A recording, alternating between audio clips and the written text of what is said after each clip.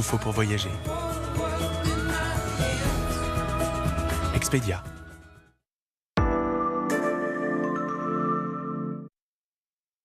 Au plus proche de l'actualité avec Xefi, informatique, bureautique, logiciel et cloud. Xefi, votre informatique de proximité. L'uniforme à l'école, ça fleure bon la nostalgie, la bonne vieille école d'antan. Faut-il y revenir? Les parents d'élèves de Provins ont dit oui à plus de 62%. Et puis faut-il même aller plus loin, le développer au niveau national, pourquoi pas?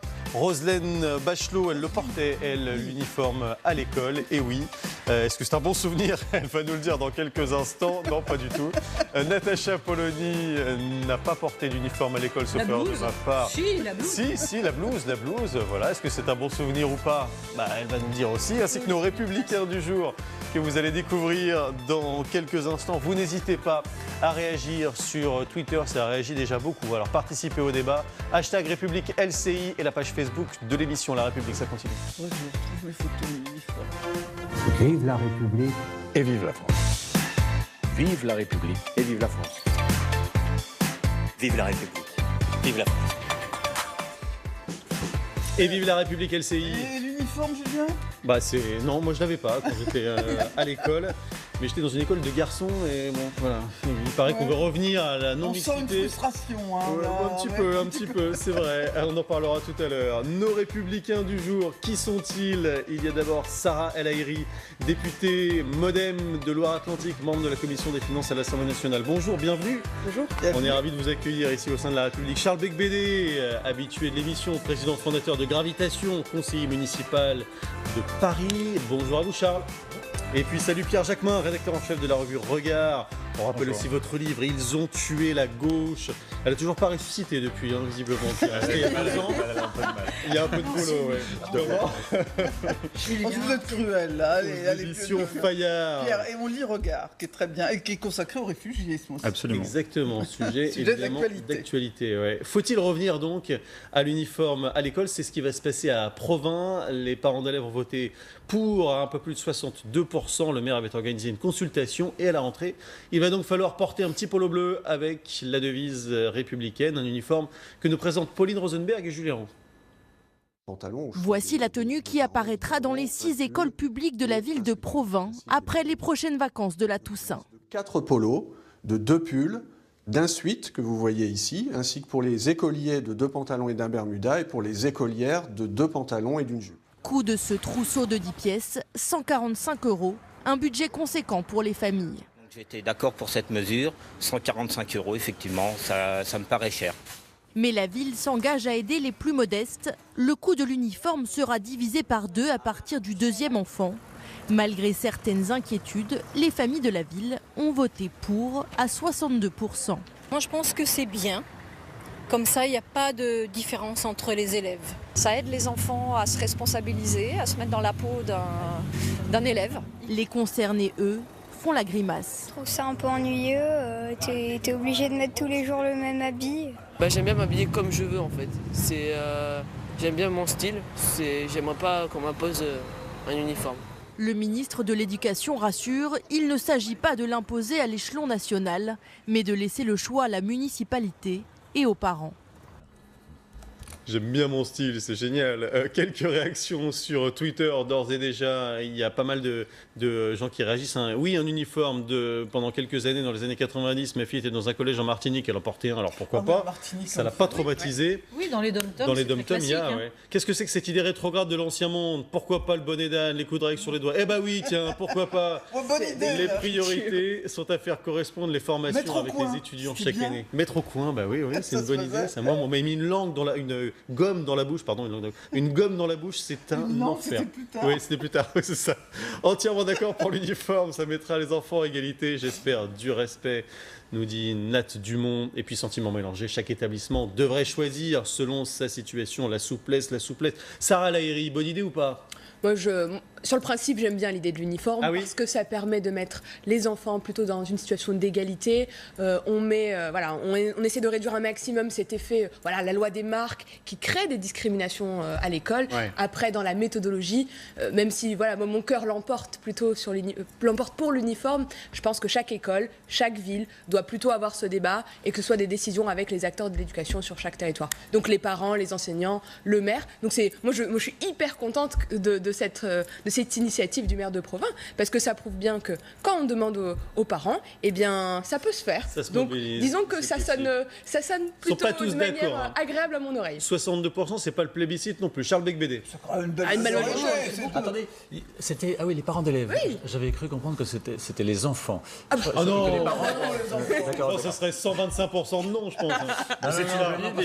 C'est une bonne idée dans le Figaro. C'était une majorité des enfants, ils étaient pour, et puis les parents, en effet, c'était supérieur. Mais, ok, bref. Non, mais c'est bien, en effet, lutter contre le consumérisme effréné, la dictature des marques, ça rétablit un peu d'égalité sociale, même si, évidemment, elles vont demeurer, ça c'est clair. Mais et surtout, je pense que c'est bon au niveau pour rétablir un peu l'autorité. L'autorité du maître ou du professeur vis-à-vis des élèves, c'est bien qu'il y ait une séparation. Moi, j'étais prêt à aller même au retour des estrades dans les classes. Il n'y a plus d'estrades. Et puis l'alignement en rang. L'alignement en rang, vous voyez. Non, mais parce que certains enseignants, parce que c'est pas facile, ont du mal à faire régner un petit peu d'ordre dans les classes, disons-le. Et ça peut prendre un quart d'heure au début et puis un quart d'heure à la fin, c'est le bazar. Donc, qui est comme ça une marque d'autorité, ça peut aider les enseignants à faire bien leur travail. C'est vrai que sous couvert de réduction des inégalités, je pense qu'il y a une question d'ordre et d'autorité effectivement derrière cette proposition. Par ailleurs, je suis obligé de noter cette contradiction qui consisterait à dire on va mettre tous les enfants à égalité, on va tous les habiller pareil, et en même temps de dire ce ne sera pas obligatoire, et donc ça veut dire que dans des écoles, il y aura des classes avec des enfants en uniforme, ce qui sera le cas à Provins. Parce que ça n'est pas possible, on ne peut pas refuser les enfants. Possible. Donc du coup, on crée des situations d'inégalité où il va y avoir des enfants avec des uniformes, et dans d'autres classes, des enfants qui pourront continuer à porter des différences sociales visibles, etc. Par ailleurs, c'est aussi mettre de côté et mettre en sourdine la question des inégalités. On sait très bien que la question des inégalités, elle n'est pas liée forcément uniquement à l'apparence physique. Évidemment, ça crée toujours des conflits au sein d'une école, d'avoir les copains, les copines qui ont des habits beaucoup plus riches que d'autres. Mais on sait très bien que le problème de l'école, de question des inégalités, elle est liée beaucoup plus au capital scolaire, au capital familial, au capital culturel. La geste ne va pas changer, le langage ne changera pas dans l'école. Des enfants qui ont des difficultés pour arriver à l'école, les enfants ne sont pas armés pour arriver face à l'école et face à un enseignement. Il est là le problème de l'inégalité. Oui, franchement, ça fait vraiment mesure de nostalgie qui ne me paraît pas très utile. Écoutons ce qu'en dit le ministre, quand même, Jean-Michel Blanquer. Si les enfants ont tous un uniforme, eh bien, ça évite notamment les phénomènes de concurrence autour des vêtements, et avec des enfants qui n'ont pas les moyens d'avoir des vêtements spécialement chers. Et c'est malheureusement un phénomène qu'on voit beaucoup à l'école et au collège en particulier. Et puis ça crée aussi un phénomène de fierté, donc la fierté d'appartenance à son établissement. Donc j'ai toujours estimé que ça pouvait être quelque chose de bien dès lors qu'on en a envie localement. Pierre a raison, ça ne résout pas la question des inégalités, mais même sur le vêtement, parce que moi je suis sans doute la seule ici sur ce plateau à avoir fait toutes mes études en uniforme, avec même un chapeau. Oui, j'avais un chapeau, boule, un chemisier bleu et blanc, et tout le reste en marine. Alors la différence se faisait sur quoi ? Sur les chaussures. Parce que c'était là qu'on voyait si on avait des chaussures de marque, des belles chaussures, ou sur la qualité du cartable. Donc penser que l'uniforme va régler, même au niveau de l'habillement, la question des inégalités, c'est une vaste blague. Alors, première chose, je suis très étonnée qu'on parle, même en présentant le sujet, de retour de l'uniforme. Restaurer l'uniforme, ça n'a jamais existé, à part dans certaines institutions très précises. Mais c'était pas du tout la règle. Chez les bonnes sœurs, je reconnais, j'avoue. La règle, c'était la blouse, parce que c'est un vêtement de travail et qui permet de ne pas tacher les vêtements, donc ça rendait sérieux. Au moment où il y avait de l'encre et des encres. Simplement, personne n'imagine que ça va se faire disparaître les inégalités. Et en effet, les inégalités ressurgissent. En revanche, ça permet d'abord de les effacer en partie, c'est-à-dire de faire comprendre aux enfants qu'on n'est pas là pour montrer qu'on est d'une classe sociale différente. C'est-à-dire que ça relève de la conception qu'on a de cet espace neutre qu'est l'école. C'est de la laïcité de faire ça. C'est exactement comme les signes religieux. C'est de dire les marques, l'argent, ça ne rentre pas ici parce qu'on symboliquement, on est tous à égalité. Ça ne veut pas dire qu'on l'est et ça ne veut pas dire en effet qu'on va faire disparaître tout ça. Donc il faut traiter les inégalités. En revanche, le message qu'on envoie aux enfants, c'est de leur dire vous vous distinguerez par votre esprit et pas par votre classe sociale. Je pense que c'est un message important à leur envoyer. Et deuxième point, ça limite aussi l'emprise des vêtements religieux dans la mesure où c'est une façon de dire, là aussi, dans cet espace-là, vous ne vous habillez pas pour montrer votre identité. Alors il faut le rendre obligatoire, Natacha. Mais on ne peut pas pour l'instant. Donc on y va doucement. Mais on ne peut pas avoir une position intermédiaire. C'est-à-dire que là où vous avez raison, c'est qu'il y a deux visions qui s'opposent. Mais il faut que la deuxième vision, celle effectivement de l'uniforme, soit la plus cohérente. Et ça veut dire que si on impose l'uniforme, il faut qu'il le soit pour tous. C'est-à-dire qu'on ne peut pas avoir une vision intermédiaire. Soit l'école, c'est le lieu de toutes les influences sociales, religieuses, politiques, qu'elles soient toutes les différences. Et que l'école intègre cette dimension pour éveiller. Et qu'elle en soit le miroir même. Soit le miroir aussi, exactement. Soit effectivement, on considère que les inégalités, elles sont aussi d'ordre vestimentaire et donc du coup tout le monde. Mais il ne peut pas y avoir entre deux. C'est ça que je reproche. C'est-à-dire qu'on peut avoir cette vision effectivement de l'apparence physique, mais donc dans ce cas, c'est une loi qui s'impose d'autorité sur le fait que toutes les écoles imposent un uniforme aux enfants. Et encore une fois, ça ne changera pas l'essentiel. La manière dont s'exprime un enfant dans une école, la manière dont il comprend les codes de l'école ne sont pas les mêmes. Et c'est ça qui est plus grave. Une réaction sur Twitter, en bleu ou en rose. Une réaction de quelqu'un qui nous dit c'est très bien, ça évitera d'avoir des baskets à 200 €. Non, Annick, je suis désolé, mais les baskets, c'est pas encore dans l'uniforme. Donc il y aura justement les baskets à 200 € qui permettront de faire la différence.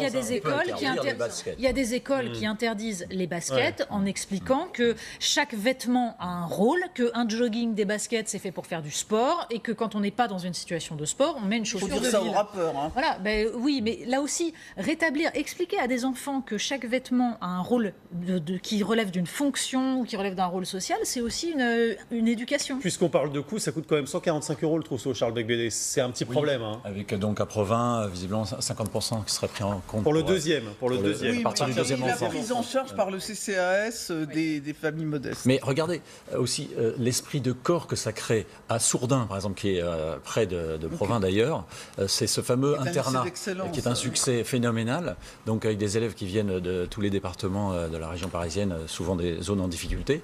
Et il y a eu un esprit de corps extraordinaire qui s'est créé, un esprit collectif, un esprit de groupe, et ils sont fiers, et quand ils font des visites à l'extérieur, ils sont fiers d'arborer leur uniforme, on leur dit mais c'est qui, c'est incroyable. Donc ça, et alors je pense pas qu'il y aura le cas que vous évoquiez, où on va avoir des élèves en uniforme et d'autres pas dans des mêmes classes. Non, c'est le maire qui l'a expliqué lui-même. Non, pas du tout, parce qu'en fait il va faire approuver un règlement intérieur, et donc ça fera partie des règles, et donc tout le monde sera en uniforme. Il n'y aura pas de risque qu'il y ait dans une classe des élèves en uniforme et d'autres pas. Non, ça, l'école publique à l'autre à Provins, il y aura des élèves qui seront en uniforme. Mais dans une école, tout le monde sera en uniforme. Moi, je suis tout à fait d'accord avec Monsieur Bec-Bédé. Il y a le sentiment d'appartenance à une même communauté. Alors d'abord la communauté de l'école républicaine. Il y a ce sentiment de on ne crée pas des différences. Oui, ça réglera pas tout. Effectivement, l'essentiel de l'école, c'est d'apprendre à lire, à écrire et à compter, l'essentiel même. Ça, c'est en cours. Sauf que on ne va pas quand même se priver d'une opportunité de réduire, parce que ça ne règle pas tout. C'est quand même pas très rationnel. Et à côté de ça, moi, il y a un autre élément moi, qui me frappe, c'est de dire, regardez, on parle de généraliser. La première des réactions, c'était les caricatures. Oui, des petites filles en rose, des petits gars en bleu. Non, typiquement, on pousse à la caricature ce sujet, et donc naturellement, ça génère des questionnements plus idéologiques. De jeunes filles d'avoir un pantalon ou une jupe. Elles ont le choix. Et c'est du bleu, et la question, c'est de dire, est-ce qu'avec les parents, on peut choisir un uniforme? Ça peut être une petite chemise, ça peut être un polo, ça peut être un sweat si on le souhaite. Il faut proposer la jupe aussi aux petits garçons. Exactement. Non, mais je voudrais juste ajouter une chose. Pardon, allez-y, c'était pas terminé. Pour terminer la phrase, en fait, l'idée, c'est juste de dire, cet uniforme, il se choisit, il se compose. Et finalement, parce que c'est un acte de liberté aussi. Ça déchaîne les passions en tout cas. Regardez deux réactions complètement opposées sur Twitter. Quelqu'un qui nous dit totalement pour gommer toujours cet argument, les inégalités, la dictature des marques, mais aussi la fierté d'appartenance. Il faut le rendre obligatoire sur tout le territoire, sinon ça n'a pas grand sens, nous dit Picsou. Et puis à l'inverse, Gaëtan, je ne pense pas que le port de blouse que gomme les inégalités résolve les carences éducatives qui sont le nœud du problème. Il faudrait des stats pour vérifier tout ça à long terme, comportement et devenir des enfants de ceux qui hier portaient la blouse. Natacha. Évidemment qu'il faudrait des stats, des choses comme ça. Mais après, il y a aussi la force des symboles. Et on est dans l'ordre du symbolique. C'est en effet pas du réel. Simplement, pour ajouter sur la question de l'argent. Mais vous avez fait le calcul de l'économie que ça fait faire aux parents du nombre de vêtements qu'ils n'auront pas à acheter pour leurs gamins. Parce que c'est ça aussi. Mais bien sûr que si. C'est un enfant. En dehors de l'école, j'espère qu'ils vont s'habiller, ils seront pas en uniforme. Oui, d'accord. D'accord, en dehors de l'école. Non. Mais ça reste un coût supplémentaire quand même. Pardon, l'usure de l'école est quand même pas. Pardon, Pierre Jacquemin, mais si l'enfant. L'usure de l'école quand même, on ne peut pas dire que ce soit ça qui va impacter le. Excusez-moi. Sur une année, 145 € de trousseau qui se rapportait donc 4 jours et demi par semaine. Ça veut dire que sur ce temps-là, ce n'est pas des vêtements qui seront utilisés et usés par les enfants. Donc les parents n'auront à fournir des vêtements à leurs enfants que sur les 2 jours de week-end, l'après-midi du mercredi. Donc pardon, mais 145 €, c'est pas cher du tout par rapport à tout l'argent qu'ils auraient dépensé en vêtements souvent de marque, de choses pas forcément très utiles, etc., que réclament les enfants. Donc je vous jure, quand on calcule en tant que parent, c'est très économique. Et pensez aussi aux impacts sur la santé des enfants, le temps de sommeil gagné pour les jeunes filles qui n'auront plus besoin. Qu'est-ce que c'est ça c'est parce que vous croyez que les garçons passent pas 2 heures à se C'est une régression du mal blanc que je suis, pardon. À 5h du matin, ce matin, j'ai mis 10 minutes à choisir entre 2 chemises bleues. Voilà, vous voyez, c'est totalement sexiste ce que vous venez de dire, Charles Béguéné. Je suis pas du tout d'accord. Vous pensez que, Sarah El Haïry, que c'est le début de quelque chose et que dans 3-4 ans, on aura des uniformes partout? Franchement, moi, sincèrement, je l'espère. Mais il faut pas qu'on rentre dans un grand débat idéologique ou caricatural de les anciens, les traditionnalistes contre les progressistes. Oui, mais le débat, il est sur... Le premier sujet, c'est est-ce que ça apporte quelque chose à un édifice, à plus d'unité, à moins de discrimination? Est-ce que ça permet de réduire ou de gagner quelque chose? Moi, je pense que oui. Alors, laissons les écoles faire le choix. Et si, dans 1 an ou 2 ans, on se rend compte que sur le territoire, on a 70% des parents qui le souhaitent, alors là, effectivement, une position nationale est beaucoup plus, facile et légitime pour le porter. Simplement. Les syndicats de profs sont plutôt contre et certaines associations de parents d'élèves également. C'est le cas notamment de la FCPE. Il y a Raymond Artis qui est avec nous au téléphone, qui est le président de la FCPE. Bonjour, merci d'être en direct dans la République. Pourquoi vous êtes contre? Expliquez-nous. Je ne sais même pas si la vraie question c'est d'être pour ou contre. Si vous voulez, de la création de la chorale à l'interdiction du portable, en passant par l'uniforme aujourd'hui, depuis sa prise de fonction, Michel Blanquer s'exprime sur à peu près tout, sauf de mon point de vue sur l'essentiel, c'est-à-dire son vrai projet pour l'école. Une école libérale au service d'une société ultra-libérale. Alors la question de l'uniforme, je crois que ça ne s'adresse pas aux acteurs de terrain que nous sommes, mais ça s'adresse essentiellement à une opinion publique à conquérir. Voilà, je suis à la fois moderne, je m'appuie sur la recherche, je m'appuie sur les neurosciences, mais je vends aussi une école de la nostalgie fantasmée. Mais vous avez vu le vote des parents, Raymond Artis? Il y a une consultation. Les parents sont pour, là, à Provins, et c'est pas Jean-Michel Blanquer qui l'impose. Non, enfin, les parents d'élèves aujourd'hui, c'est une opinion à conquérir. On ne leur parle pas de vrais sujets. Et on leur fait comprendre effectivement qu'en mettant un beau cadre, effectivement, l'image va être enjolivée. Moi, je ne pense pas effectivement que ça apporte, je ne pense pas que ça apporte quelque chose d'essentiel pour l'école. La réalité, elle est quoi? Le problème vient d'où? Le problème vient de la contradiction qui se produit aujourd'hui entre le fonctionnement réel de l'école, qui reproduit donc les inégalités, et les objectifs proclamés, les grands principes laïques et républicains qui se veulent égalitaires. Et c'est cela qui est insupportable. Et il n'est pas raisonnable de jeter des bouts de tissu sous la réalité. Comment imaginer que notre école, avec les résultats qu'on lui connaît, serait plus juste une fois peuplée d'élèves en uniforme? Abracadabra, donc je sais lire, écrire, je sais me concentrer. C'est une petite chose, Raymond Artis. C'est un symbole aussi peut-être pour renforcer le sentiment. Pardon. J'ai des emplois du temps merveilleux parce que j'ai un uniforme. Non, je peux vous dire moi que ça ne marche pas parce que je suis en Guadeloupe. Et ça fait des années que les écoles élémentaires, effectivement, avec les parents d'accord, ont fait ce choix-là. Pour autant, le climat scolaire n'est pas davantage apaisé sur notre territoire. Et je suis assez à l'aise pour en parler, puisque notre territoire est un des territoires où la violence est la plus exacerbée. Donc soyons sérieux. Ça ne développe pas, Raymond Artis, ça ne développe pas un sentiment d'appartenance, un sentiment de projet commun quand même entre les élèves. Vous qui dénoncez l'individualisme et le libéralisme, ça ne développe pas le sens de la communauté, de la collectivité? Mais pas du tout, parce que chacun arrive avec ce qu'il est, parce que nous avons une société inégalitaire, je vous l'ai dit, que l'on trie, que l'on organise d'une certaine façon, et même si on vient avec son uniforme, on vient d'abord avec ce qu'on est. J'ai même entendu comme argument, effectivement, un meilleur climat et puis une sacralisation du temps de l'école à travers l'uniforme. Soyons sérieux, les enfants seraient différents selon l'espace où ils se trouvent. Je crois que c'est un ensemble de choses qui pourront faire évoluer les choses. Donc pour moi, on déréglemente, on déplace, on divise pour se donner l'illusion de la maîtrise. Et pendant ce temps, on laisse en friche la question de l'inégalité. Faux sujet. Très important. Faux sujet, nous dit Raymond Artis ce matin, président de la FCPE. Merci beaucoup d'avoir été en direct dans La République. Natacha. Oui. Est-ce que vous avez été convaincu par ce que vous avez entendu ? Certes non. Certes non, d'autant plus que ça m'étonne. Je pense que la FCPE, qui est donc une association de parents d'élèves, a très très souvent, dans ses prises de position historiques, défendu une évolution des méthodes de l'école qui aboutit à l'école inégalitaire que dénonce M. Artis. Sauf que M. Artis, il a parlé de la Guadeloupe. Il a dit, nous, on a l'uniforme, franchement, ça ne change rien. Mais en effet, là où il a raison, c'est que l'uniforme ne va pas tout régler et que la question de fond, c'est celle des méthodes d'apprentissage et de la façon dont on règle les inégalités avec lesquelles les enfants viennent. En revanche, ce qui est frappant, c'est d'entendre quelqu'un qui réfléchit sur l'école et qui refuse la dimension symbolique. Or, la dimension symbolique, elle est permanente. Surtout sur la question de l'école, surtout dans les apprentissages, la force du symbole est très importante. Et bien entendu que ça ne va pas régler immédiatement la question des inégalités de vocabulaire, des inégalités de culture.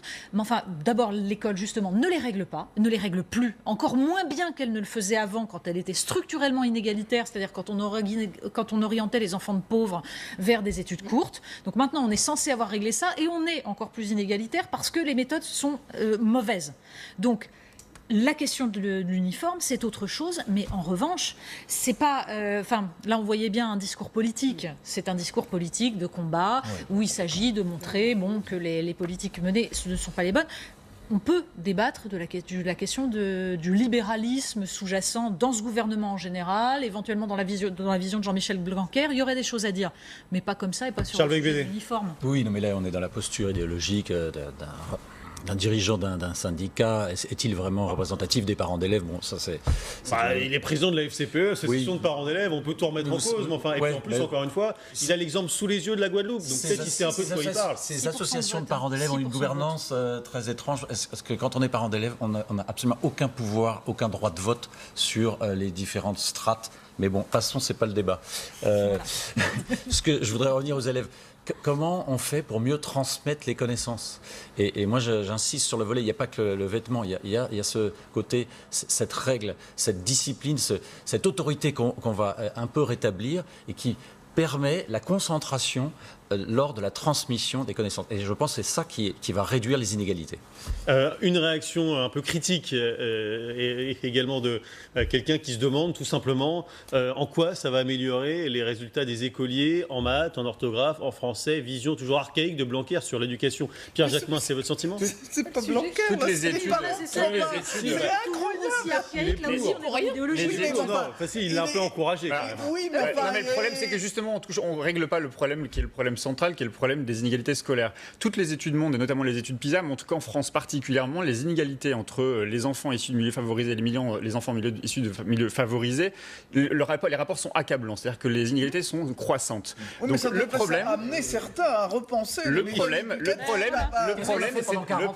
c'est de ne pas considérer. Le problème, c'est de ne pas considérer. C'est pas l'échec de Blanquer, ça. Le problème de notre école, c'est son égalitarisme aujourd'hui formel. On voudrait nous faire croire que les enfants arrivent dans une école à égalité. Or, aujourd'hui, les enfants n'arrivent pas dans une école à égalité de traitement. D'ailleurs, le fait qu'aujourd'hui, on décide que peut-être il y aura en plus uniforme va contribuer à renforcer cette idée que selon laquelle on serait encore plus égaux en étant habillés de la même manière. Le problème, il n'est pas là. Le problème, il est de considérer que les inégalités scolaires, elles sont liées aux inégalités sociales. Or, tant qu'on ne touche pas à ce problème-là, on ne réglera pas la question des inégalités scolaires. La question du vêtement est obsolète. Elle ne sert à rien.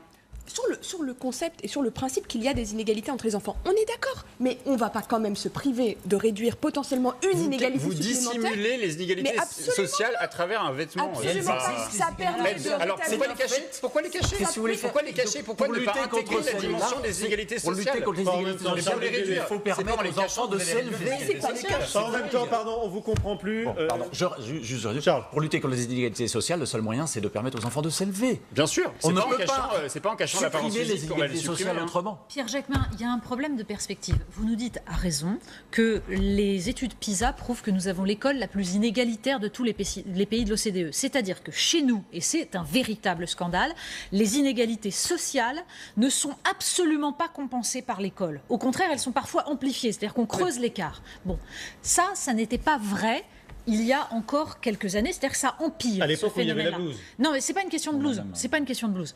C'est une question de méthode éducative. Pierre Bourdieu, je ne sais pas en quelle année il a écrit La reproduction, mais déjà à l'époque, on nous expliquait quand même que l'école était reproductrice. Oui, et on a fait pire. On a fait pire déjà un bon moment. Ça fait au moins 30 ou 40 ans. On a fait pire que sous Pierre Bourdieu. C'est-à-dire que les élèves de Pierre Bourdieu qui ont dit, puisqu'il y a des inégalités sociales à l'école, on va supprimer la culture à l'école parce qu'elle est discriminante, puisque c'est ça qu'on a fait, et on va supprimer les méthodes parce qu'elles doivent être discriminantes, on va tout changer.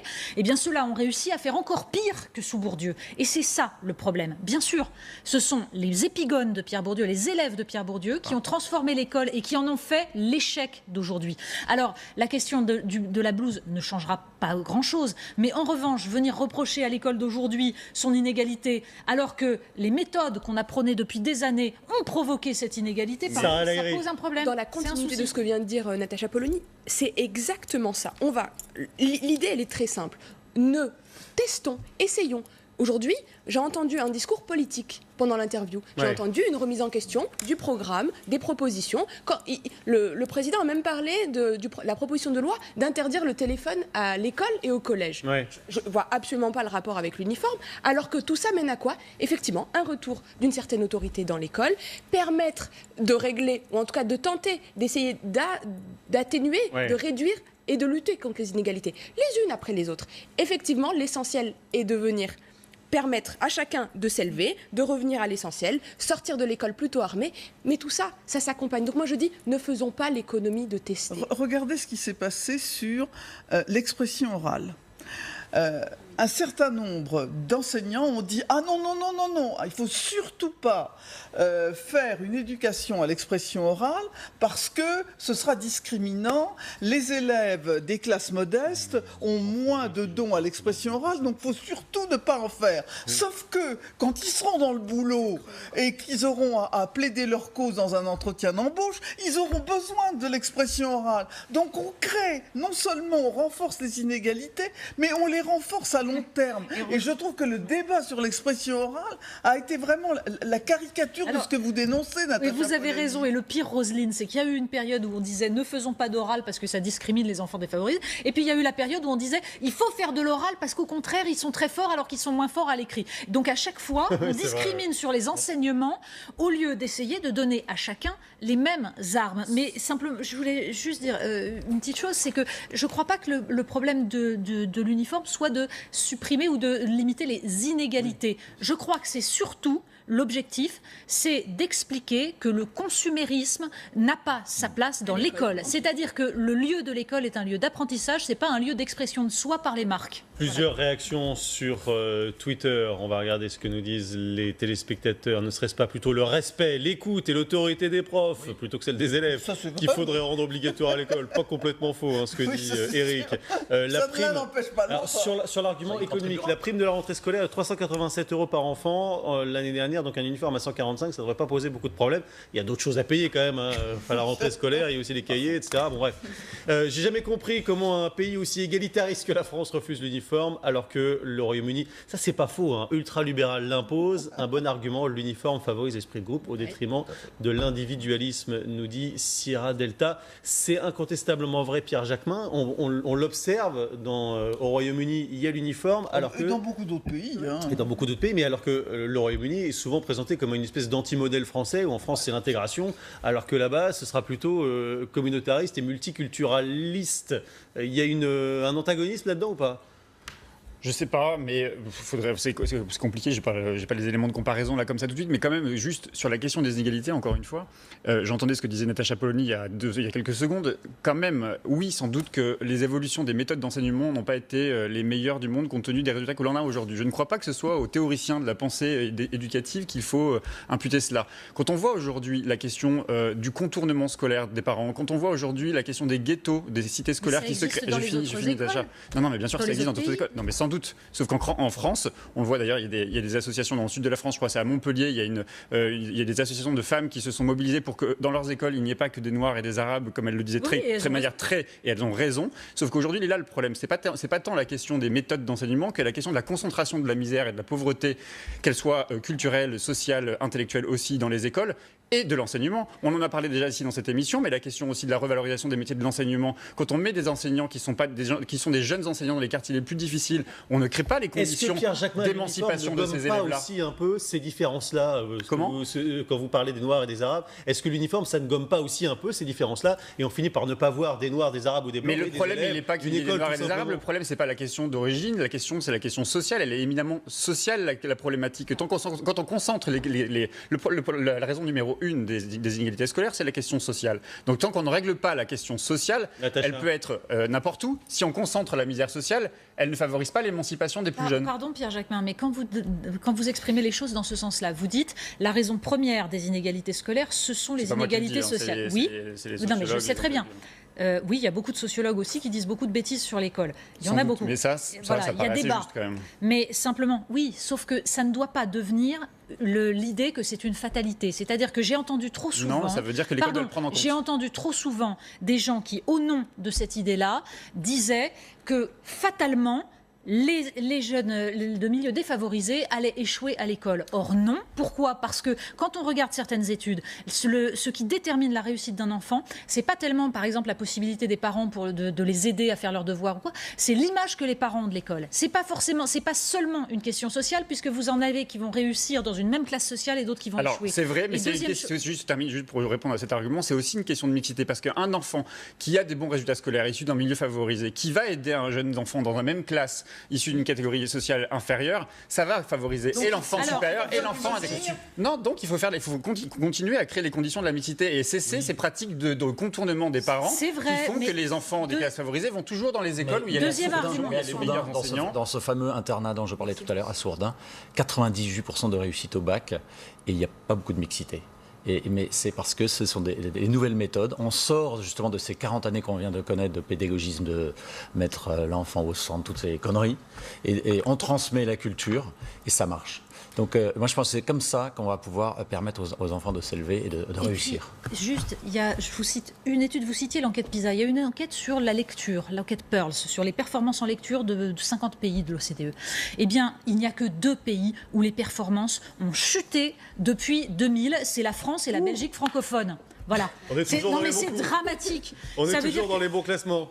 Et en plus, on n'a que 4% de très bons lecteurs, alors que les 2 premiers du classement, qui sont la Russie et Singapour, la Russie, il y a aussi des inégalités, eh bien, ils ont 25% de bons lecteurs. C'est bien un problème de méthode. L'Angleterre est devant nous, l'Allemagne est devant nous, et ils progressent. Natacha, vous avez raison, le problème de la méthode, c'est de considérer que les enfants sont à égalité devant l'école. Mais non, c'est pas ça. Si, parce qu'on nie les égalités sociales. Mais pas plus qu'en Russie ou ailleurs. Il y en a même plus. En France, plus qu'ailleurs. En France, sans doute plus qu'ailleurs, on considère que l'école, elle est la même pour tous et qu'on enseigne la même manière à tous les enfants. Et c'est là le problème, c'est qu'on ne tient pas compte des différences sociales qui arrivent à l'école. On n'arrive pas dans une école, quand bien même il y a de la mixité. On n'arrive pas dans une école quand même il y a de la mixité scolaire et de la mixité sociale, avec les mêmes compétences devant l'enseignement, devant le cours qui est enseigné. Étudier la question des méthodes d'apprentissage de la lecture, du calcul, regardez ce qui se passe en maternelle. De l'égalité, le problème de l'école, c'est justement cette espèce d'égalitarisme formel où l'on croit qu'on est tous à égalité devant l'enseignement. C'est faux. Et c'est ça le problème de l'école. Il y a le sujet de l'uniforme, il y a aussi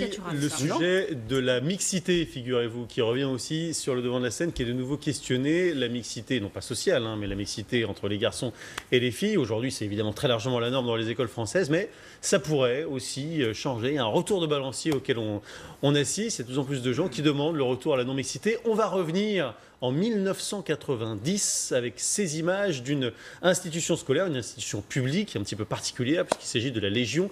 Là-bas, il n'y a que des filles en uniforme, bien sûr. La Légion d'honneur. Voilà. Quand même, parce que ça pourrait prêter à confusion. C'est pas la Légion étrangère, soyons clairs. Allez, on remonte 30 ans en arrière, regardez. Règles, principes, au cœur des préoccupations de nombreuses familles. Le collège des jeunes filles de la Légion d'honneur à Saint-Germain-en-Laye témoigne bien également d'un sens particulier de l'éducation.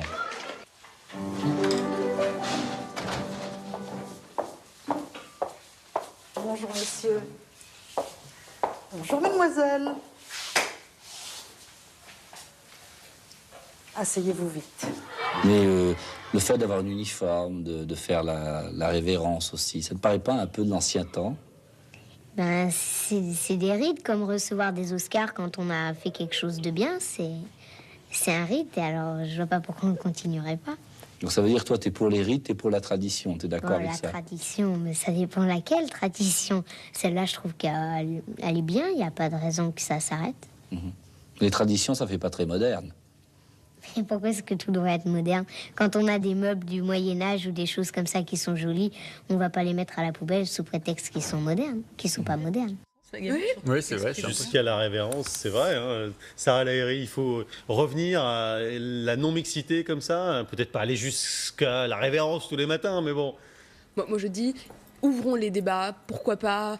Le sujet, il n'est pas fermé, bloqué. Vous savez que la mixité, ça entrave en fait, la non-mixité, ça profite aux filles, parce que comme elles sont plus fortes que les garçons, elles sont pas... Mais c'est vrai. Hein, du coup, on a des classes d'excellence. Mais exactement. La Légion, c'est une école d'excellence. Hein, pardon, je vous interromps. Moi, ce que j'ai vu, et ce qui, du coup, est extrêmement intéressant dans ce reportage, c'est le calme à l'entrée de l'enseignant. Le respect du rôle de l'enseignant et, alors, révérence, effectivement, mais symbole aussi. Et finalement, eh bien, ça donne envie d'étudier. On montre bien que c'est un moment important, qu'il faut lui donner son temps. Eh bien, alors peut-être avec un peu de nostalgie, parce que moi je ne l'ai pas connu, mais quand même. Non plus, hein, ça va. Ce que je trouve intéressant, c'est de voir comme certains débats bouleversent les clivages. On l'a vu avec l'héritage, par exemple, où on a vu les libéraux rejoindre les marxistes. Et là, on voit sur ce sujet de la non-mixité, les ultra-féministes rejoindre les réactionnaires. Parce que la non-mixité à l'école a été quelque chose qui a été défendu par les féministes américaines en particulier, en disant, en militant pour des universités comme celle où a été élevée, où a fait ses études Hillary Clinton. Il y a donc tout un féminisme américain qui lutte pour la non-mixité. Et c'est très intéressant de voir ces choses transversales se faire jour. Natacha va dire que je suis très caricatural sur le sujet, mais moi, je dois avouer que si on a deux visions, je le disais d'ailleurs, il y a deux visions de l'école. C'est effectivement soit on est tous en uniforme, mais vraiment tous, soit effectivement l'école est le lieu de toutes les influences et l'école doit intégrer le fait qu'on est tous différents socialement, culturellement, intellectuellement. Et moi, je pense qu'il faut cette école-là. Il faut cette école de couleurs différentes, cette école des inégalités sociales. Elles sont là, elles existent. Donc, c'est pas l'école qui va les régler. Aussi. Donc, bien sûr, il faut promouvoir cette diversité. Encore faut-il la mixité, je vous parlais, hein, garçon-fille. Oui. Bah oui, évidemment, oui. Moi, je suis pour la mixité garçon-fille, la mixité à toutes les échelles. Encore une fois, sexuelle, genrée, et sociale et intellectuelle. Il faut ça. Sinon, je pense que effectivement, il y a un côté très conservateur, très passéiste ou encore très nostalgique de penser qu'on va être tous à égalité avec des costumes différents et les filles d'un côté et les garçons de l'autre. Je pense et je crois qu'une école peut intégrer ces différences-là. Encore faut-il que, effectivement, la transmission se fasse et que les choses soient expliquées aux enfants. Charles Becbédé, il y a de la nostalgie chez vous ou pas? Convergence surréaliste, puisque je suis d'accord avec vous, Pierre Jacquemin. Non, même si parfois il y a des réussites comme à la Légion d'honneur ou à Danielou à Revenue-Malmaison. Un moment où dans la pour les filles et qui sont de très très haut niveau. Ça marche très très bien. Mais moi, je suis rentré, j'ai commencé à Louis le Grand au moment où c'est devenu mixte, où les filles sont arrivées. Et c'était super. Donc je vais pas dire. Non, mais plus sérieusement, à un moment où dans la société française, on observe une certaine régression au niveau de l'égalité homme-femme ou des comportements communautaristes inquiétants. je pense qu'il ne faut pas sortir de la mixité. Il faut construire dessus. Je pense que c'est une bonne chose et ça permet aux garçons, aux filles de mieux se connaître. Parce que derrière, il ne faudrait surtout pas que ça se traduise par un apartheid sexuel.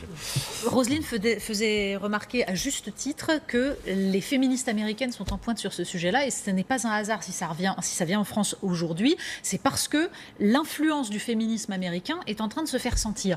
Or, ça pose un problème. Pourquoi ? C'est vrai qu'il y a un problème sur la mixité dans le sens où on a cru qu'en mettant les filles et les garçons ensemble d'un coup, mais sans comprendre comment fonctionnaient les rapports filles-garçons, on allait régler le problème des inégalités hommes-femmes. Or, on s'aperçoit que ça n'est pas vrai. On s'aperçoit que c'est pas magique et qu'il faut réfléchir à ce que c'est que l'éducation des filles, à ce que c'est que l'éducation des garçons. Là où ça ne doit surtout pas être pris globalement, c'est que de toute façon, c'est pas vrai à tous les âges. C'est-à-dire que des enfants, ça reste des enfants. En gros, tous les profs vous le diront, c'est entre la 4e et la 3e qu'il y a un souci. C'est-à-dire après, au lycée, ils sont assez grands pour gérer les différences filles-garçons. Avant, il n'y a pas de différence filles-garçons, mais à ce moment-là, la puberté, ça peut poser un problème. Mais ce qui me gêne dans la position des féministes américaines, c'est qu'en fait, elles font ça parce qu'elles estiment que les discriminations, c'est toujours dans le sens des filles qui sont opprimées, etc. Et de ce fait, à l'école, elles ont tendance à moins s'exprimer, à être moins interrogées par les professeurs. Il n'empêche que c'est les garçons qui sont en échec dramatique. C'est eux qui vont pas bien. Or, on le disait tout à l'heure, autant la non-mixité, ça sert aux filles, autant les garçons, mixité ou non-mixité, c'est pas le problème, ils sont en échec. Il y a un tweet juste sur quelqu'un qui a vu la séquence qu'on vient de vous passer et qui nous dit, quand on a vu cette petite fille de 1990, on peut dire sans honte, c'est sans état d'âme que oui, c'était mieux avant. Sarah Lahiri. La question de la mixité, effectivement, elle vient d'être débattue, elle est complexe et en même temps, sans vraiment utiliser volontairement cette expression maintenant consacrée, il est quand même nécessaire de voir et de reconnaître que dans certains cas, il y a ces classes d'excellence et qu'il ne faut pas tout généraliser. Il y a des classes où ça existe et où ça fonctionne. Moi, je fais confiance vraiment à l'esprit des établissements, à la particularité des territoires et à l'expérimentation éducative. Ouais. Et à un moment, effectivement, l'école ne fonctionne pas bien, alors il faut réformer, il faut transformer, mais en essayant. À un moment, il faut arrêter. Y compris jusqu'à la non-mixité. La preuve, il y a des classes qui fonctionnent. Je ne parle pas de généralisation. Remettons les choses dans leur contexte. En 4e ou en 3e, par exemple. Et en fonction des âges, comme disait Natacha. Au moment où vous êtes en pleine puberté, vous rigolez ou quoi ? En fonction des difficultés, les enfants sont très différents en fonction des territoires. Laissons l'école mixte et réfléchissons aux difficultés des garçons qui font quand même qu'il y a Bac+2, 31% de garçons et 42% de filles. Il y a juste un point, juste pour conclure, l'école c'est quand même le creuset républicain. Et moi, franchement, je me félicite du débat que porte et que provoque aujourd'hui l'école. Regardez sur Twitter, que ce soit les mixités, que ce soit l'uniforme, que ce soit l'autorité, le bonjour de l'enseignant, l'autorité à l'école. Eh bien moi, franchement, ça me fait plaisir. C'est là parce où qu'on débat. Monsieur Blanquer, parce que c'est vrai que. Et si je trouve ça malin, parce qu'aujourd'hui, vous voyez, mais par ailleurs, vous avez raison. On relance le débat sur la mixité. Non, mais sur la question de la blouse ou de la question de l'uniforme, effectivement, il touche à des problématiques très concrètes qui captent l'intérêt et l'opinion publique. Oui, mais on sait très bien que les enjeux, ils sont pas là. L'école, il n'est pas là. L'enjeu de l'école, il n'est pas dans le téléphone portable, il n'est pas dans la blouse à l'école. C'est pas que je condamne, c'est qu'on attend autre chose d'un ministre de dans les 50 facteurs. C'est l'un des sujets du jour. Autre sujet du jour, l'audiovisuel public et la réforme qui s'annonce. Françoise Nyssen va faire des annonces dans quelques minutes. Maintenant, il y a cette interview au Monde où elle explique en gros ce qui est prévu pour les années qui viennent. Nous sommes en train de passer à côté de la jeunesse. Ai-je cru apercevoir, voici le pupitre qui attend donc la déclaration de la ministre de la Culture, le scénario de l'anticipation. Voilà l'intitulé de cette réunion qui n'est pas forcément très très fun, mais il y a des choses très intéressantes sans doute qui y seront dites et on vous les donnera dans quelques instants. Rendez-vous dans La République LCI juste après le journal, à tout de suite. Au plus proche de l'actualité avec Xefi, informatique, bureautique, logiciel et cloud. Xefi, votre informatique de proximité. Quand on fume, il y a un facteur de risque de cancer encore plus important que la quantité. Est-ce que vous le connaissez ? C'est la durée. Et ce, même si l'on fume peu. Savoir, c'est pouvoir agir. Institut national du cancer.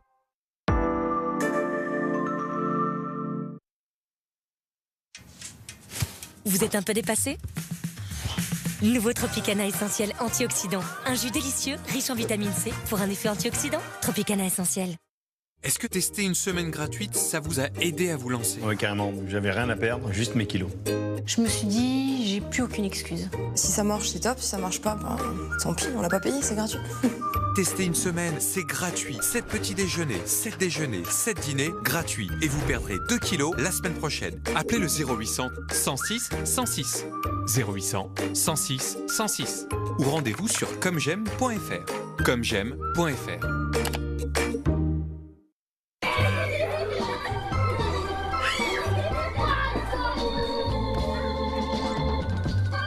Waouh, c'est fou l'effet que je leur fais à ceux-là. Avec Darty, votre télévision est livrée en 2 heures chrono. Darty, tous les jours à vos côtés. Quand j'ai entendu parler de Comme J'aime, je faisais environ 115 kilos. J'avais de très mauvaises habitudes alimentaires, donc j'ai décidé de prendre les choses en main et de contacter Comme J'aime. Au bout d'une semaine, j'avais déjà perdu 5 kilos. Tester une semaine, c'est gratuit. 7 petits déjeuners, 7 déjeuners, 7 dîners, gratuits. Et vous perdrez 2 kilos la semaine prochaine. Avec Comme J'aime, j'ai perdu 25 kilos. Appelez le 0800 119 129. 0800 119 129. Ou rendez-vous sur comgem.fr. comgem.fr.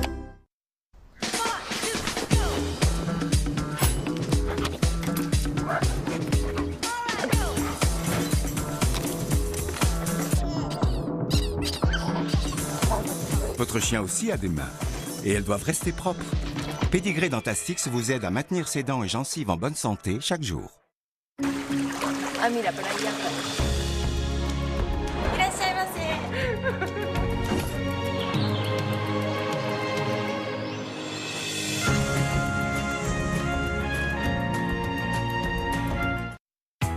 Depuis plus de 30 ans, la Banque Française Mutualiste accompagne les agents du secteur public dans tous leurs projets. Banque Française Mutualiste, la banque de chaque agent du secteur public.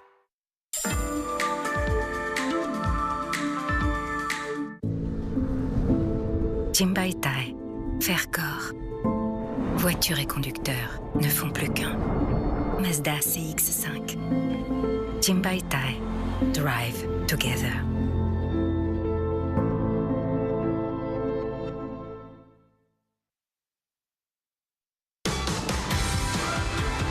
Nous choisissons la ville et les grands espaces. Nous choisissons le plaisir de conduire et le silence. Nous choisissons une technologie sans contrainte. Nous sommes déjà plus de 11 millions et ce n'est qu'un début. Nous choisissons l'hybride. Et si vous passiez à l'hybride, estimez la valeur de votre véhicule sur toyota.fr et profitez de la prime à l'hybride Toyota de 3 300 € sur la Toyota Yaris. Ah bah encore un qui a trop attendu avant d'aller chez le dentiste. Ah ça? Oui bah il savait déjà. Hein. Tu paies tes frais de santé, puis après t'attends des siècles pour qu'on te rembourse. Papa, on n'avance plus ses frais de santé aujourd'hui. Bon, quand on a la carte avance santé du Crédit Mutuel. Ah, ça doit te coûter une fortune. Non, c'est compris dans ton assurance. Tu devrais essayer. Ouais, dis-le à lui, hein, pas à moi. J'aurais essayé. Avec la carte Avance Santé, le Crédit Mutuel avance vos frais de santé. Crédit Mutuel, une banque qui appartient à ses clients, ça change tout.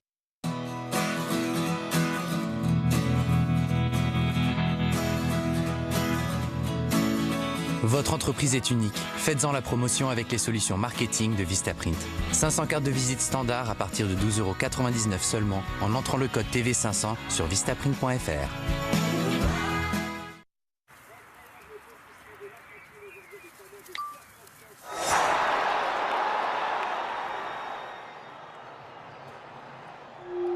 Hola.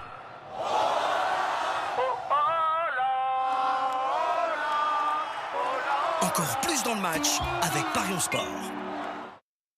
Élite Rencontre, le site de rencontre de référence pour célibataires ambitieux. Inscrivez-vous dès aujourd'hui et revivez l'amour sur éliterencontre.fr. Le bonheur? Le bonheur se trouve dans le petit monde. Pour la première fois, profitez avec Costa d'un tout compris exceptionnel. À partir de 699 € seulement. Trouvons ensemble la solution la plus smart pour tous vos projets.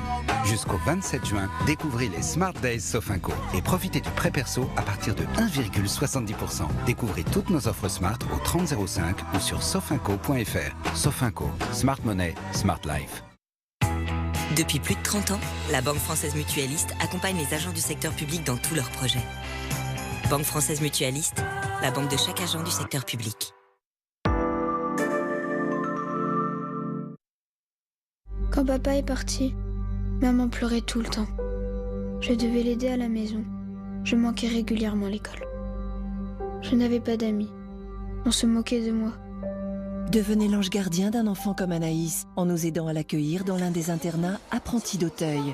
Avec 5 € par semaine, vous contribuez à lui offrir un cadre scolaire rassurant, un accompagnement éducatif personnalisé et un lien apaisé avec sa famille pour reprendre confiance et se construire un avenir meilleur. Aujourd'hui en France, beaucoup d'autres enfants comme Anaïs ont besoin de vous. Appelez dès maintenant Apprentis d'Auteuil au 0800 600 610. Montrez-leur que vous croyez en eux. La République LCI de retour dans quelques instants avec Roselyne Bachelot. Ce sera juste après les infos présentées par Magali Barthès. À vous Magali.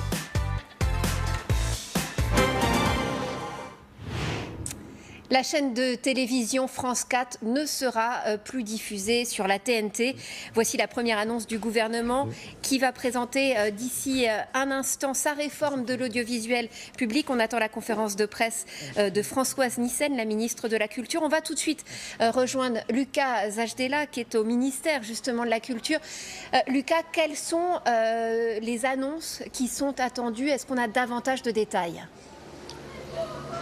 Bien écoutez Magali, pour l'instant non, on a effectivement ces annonces qui viennent de tomber de la part de la ministre de la Culture. C'était attendu, c'était déjà sorti dans un document de travail qui avait fuité à la fin de l'année dernière. France 4 va en effet cesser sa diffusion en hertzien juste pour passer sur le numérique. C'est la solution qui avait été choisie outre-Manche par la BBC pour sa chaîne numéro 3 avec ce même objectif ici pour le gouvernement, faire des économies dans le fonctionnement de cette chaîne qui n'a jamais véritablement trouvé son audience. France 4 qui était la chaîne consacrée à la jeunesse du service public, resserrer l'offre autour de quelques chaînes pour pouvoir mieux les doter, c'est l'objectif en partie de cette réforme et c'est la même logique que devrait poursuivre la ministre en annonçant une réflexion autour de France O. Pour l'instant, pas de suppression officiellement annoncée, mais la chaîne du service public qui est consacrée aux Outre-mer semble avoir un avenir plus que jamais menacé. Françoise Nyssen qui devrait donner plus de précisions dans un instant lors de sa conférence de presse. Une chose est certaine, les sujets les plus épineux, les sujets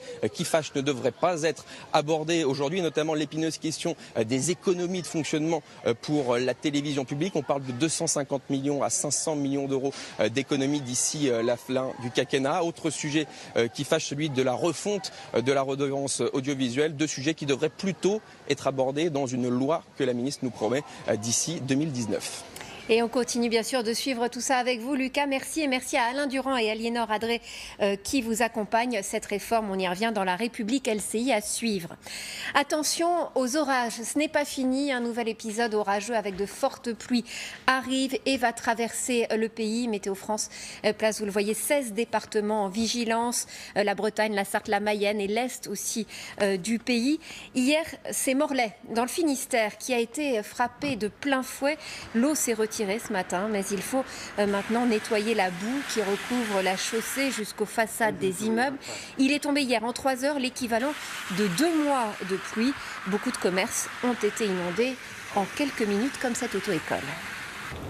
C'est monté à peu près à 1,20 m en l'espace de 20 minutes, 25 minutes. On n'a rien pu faire. Les portes étaient fermées, mais tout est rentré quand même. Vous voyez un peu comment ça se passe. Donc là, on a un gros ménage à faire. L'objectif de la journée, assainir au maximum, retirer la boue. Et puis, on va essayer de faire les déclarations aux assureurs.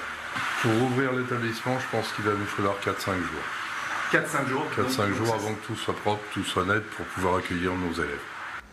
Dans le reste de l'actualité, 2 campements de migrants insalubres évacués dans la capitale, ceux de la Porte de la Chapelle et du canal Saint-Martin. Au total, 973 migrants ont été emmenés à bord de bus. Ils vont être relogés dans des gymnases le temps que leur situation soit étudiée par les services de l'État. Au même moment, une autre image, toujours à Paris, mais à l'hôtel de ville. Voici le Malien Mamoudou Gassama, décoré ce matin par Anne Hidalgo, la maire de Paris, pour avoir sauvé ce petit garçon suspendu à un balcon. Lui pourra rester en France. Ce n'est pas le cas aujourd'hui d'un jeune Tunisien, sans papier. Aymen, en 2015, il a sauvé 2 enfants d'un incendie. Il a reçu lui aussi une médaille, mais il est aujourd'hui menacé d'expulsion. Son avocate dénonce un 2 poids 2 mesures. Voilà pour ce rapide journal. Tout de suite la météo et puis vous retrouvez La République LCI avec Julien Arnaud et Roselyne Bachelot.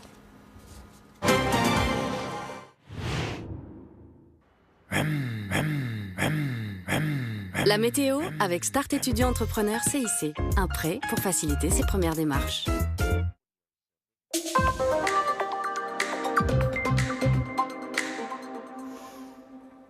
Et malheureusement, nous n'en avons pas fini avec les orages qui vont émailler toute la semaine et de façon quasi généralisée. Alors, il a beaucoup plu, vous le savez, avec des orages très violents dans le Finistère hier. Sur ces images, nous sommes à Dinard, en Ille-et-Vilaine, département placé en vigilance orange. On voit sur ces images radar ces fortes pluies qui ont donc concerné les départements de l'Ouest et en particulier la région de Morlaix. Mais vous voyez que dans le sud, on n'a pas été épargné non plus par ces fortes pluies orageuses, notamment dans le sud-est. Donc la vigilance vient d'être étendue au département du nord-est. C'est donc au total 16 départements, 8 au nord-ouest et 8 au nord-est. Alors au niveau de la chronologie, début d'après-midi et toute la soirée pour le nord-ouest et fin de journée et toute la nuit prochaine pour les départements du nord-est, avec une fois de plus des pluies qui peuvent se montrer extrêmement soutenues avec cet après-midi. Donc aussi des risques de grêle sur toutes ces régions allant de la Bretagne jusqu'au nord-est, donc tout au long de l'après-midi et de la nuit.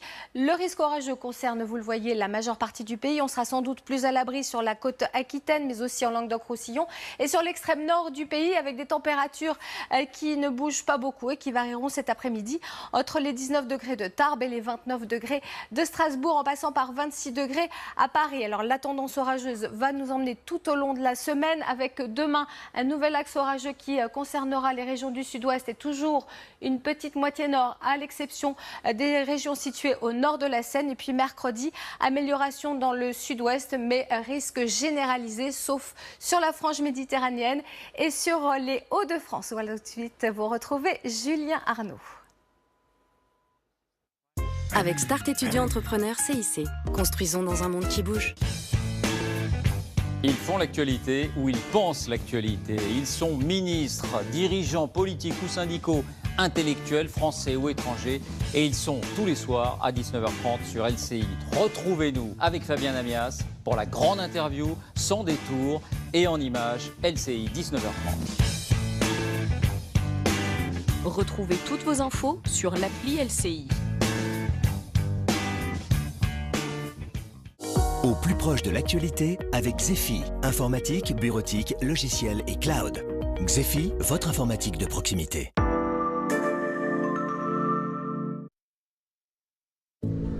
Jimbaitai, Faircore, voiture et conducteur ne font plus qu'un. Mazda CX-5, Drive Together.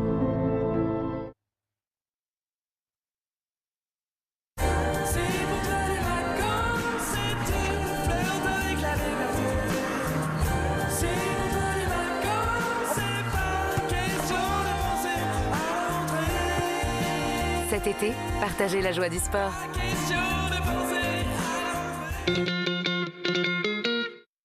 J'appelle même pas ça un régime, c'est on réapprend à manger. Il n'y a pas de privation. Et ça, c'est vraiment important. Absolument pas contraignant. On manque de rien. Effectivement, il y a un choix qui est très varié. C'est très simple. Il y a la satisfaction, les résultats sont très rapides. Alors testez une semaine, c'est gratuit. 7 petits déjeuners, 7 déjeuners, 7 dîners, gratuits. Et vous perdrez 2 kilos la semaine prochaine. Appelez le 0800 106 106. 0800 106 106. Ou rendez-vous sur comgem.fr. comgem.fr. Direct Assurance, c'est en moyenne 245 € d'économie pour votre assurance auto. Pour les mêmes garanties qu'ailleurs. Et selon nos nouveaux clients, c'est aussi le meilleur rapport qualité-prix. N'est-ce pas, monsieur Diallo? Oui, quand vous m'avez aidé à remplir mon constat amiable par téléphone sur le lieu de l'accident, ça m'a évité quelques erreurs. Direct Assurance, on gagne toujours à être direct.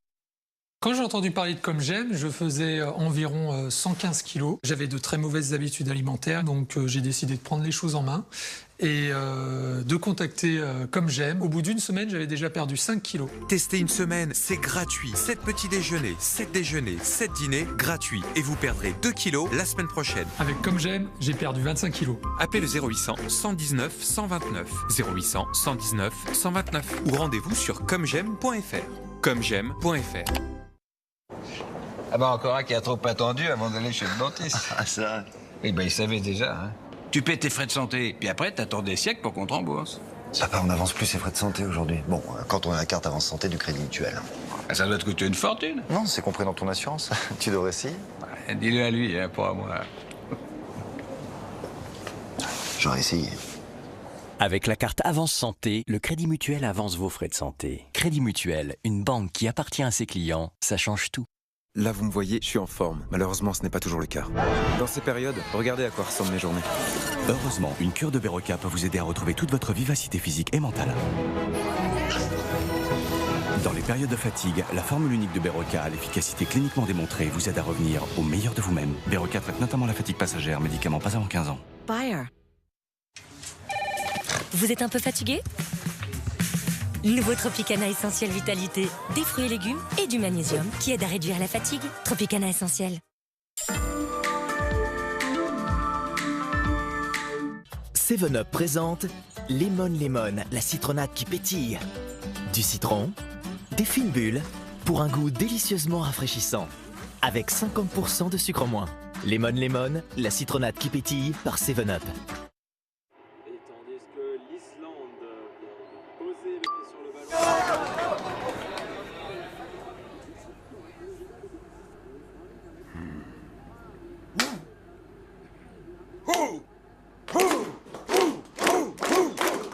Encore plus dans le match avec Parion Sport.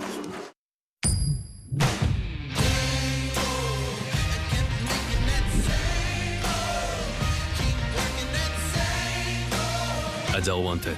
Et maintenant, Azzaro Wanted by Night. Le nouveau parfum pour hommes, par Azzaro. Jimbaitai. Faire corps, voiture et conducteur ne font plus qu'un. Mazda CX-5. Drive together.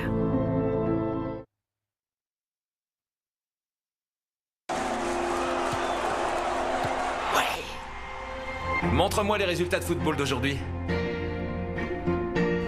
Waouh. Tu peux me montrer des vidéos de buts de David? Incroyable. Écoutez, pensez, répondre. Les téléviseurs LG OLED se dotent de l'intelligence artificielle.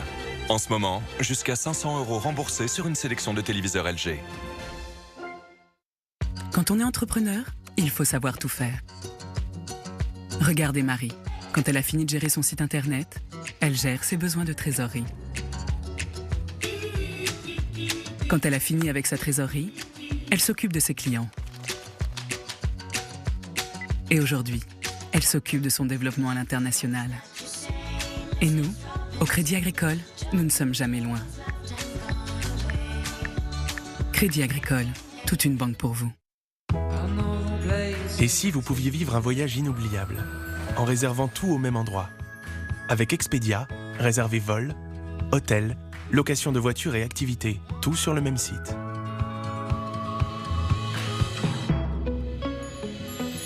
Pour profiter pleinement de votre voyage.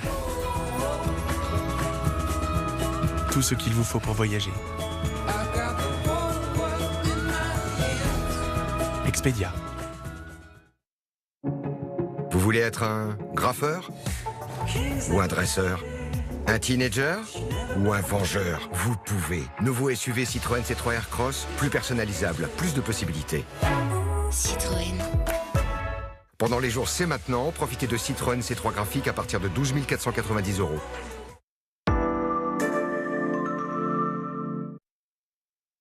Au plus proche de l'actualité avec Xefi, informatique, bureautique, logiciel et cloud. Xefi, votre informatique de proximité. Vive la République et vive la France. Vive la République et vive la France. Vive la République, vive la France. Et vive surtout la République LCI, toujours avec Roselyne Bachelot et nos Républicains. Ah bah oui, l'ambiance est chaude. Sur le plateau ce matin, ça castagne. Nos Républicains et Républicaines sont là. Sarah El Haïry, députée Modem de Loire-Atlantique, et Pierre Jacquemin, rédacteur en chef de la revue Regard. Il y a aussi le président Becbédé, Charles Becbédé, président fondateur de Gravitation et conseiller municipal de Paris. Ben voilà, c'est déjà pas mal. Humilité.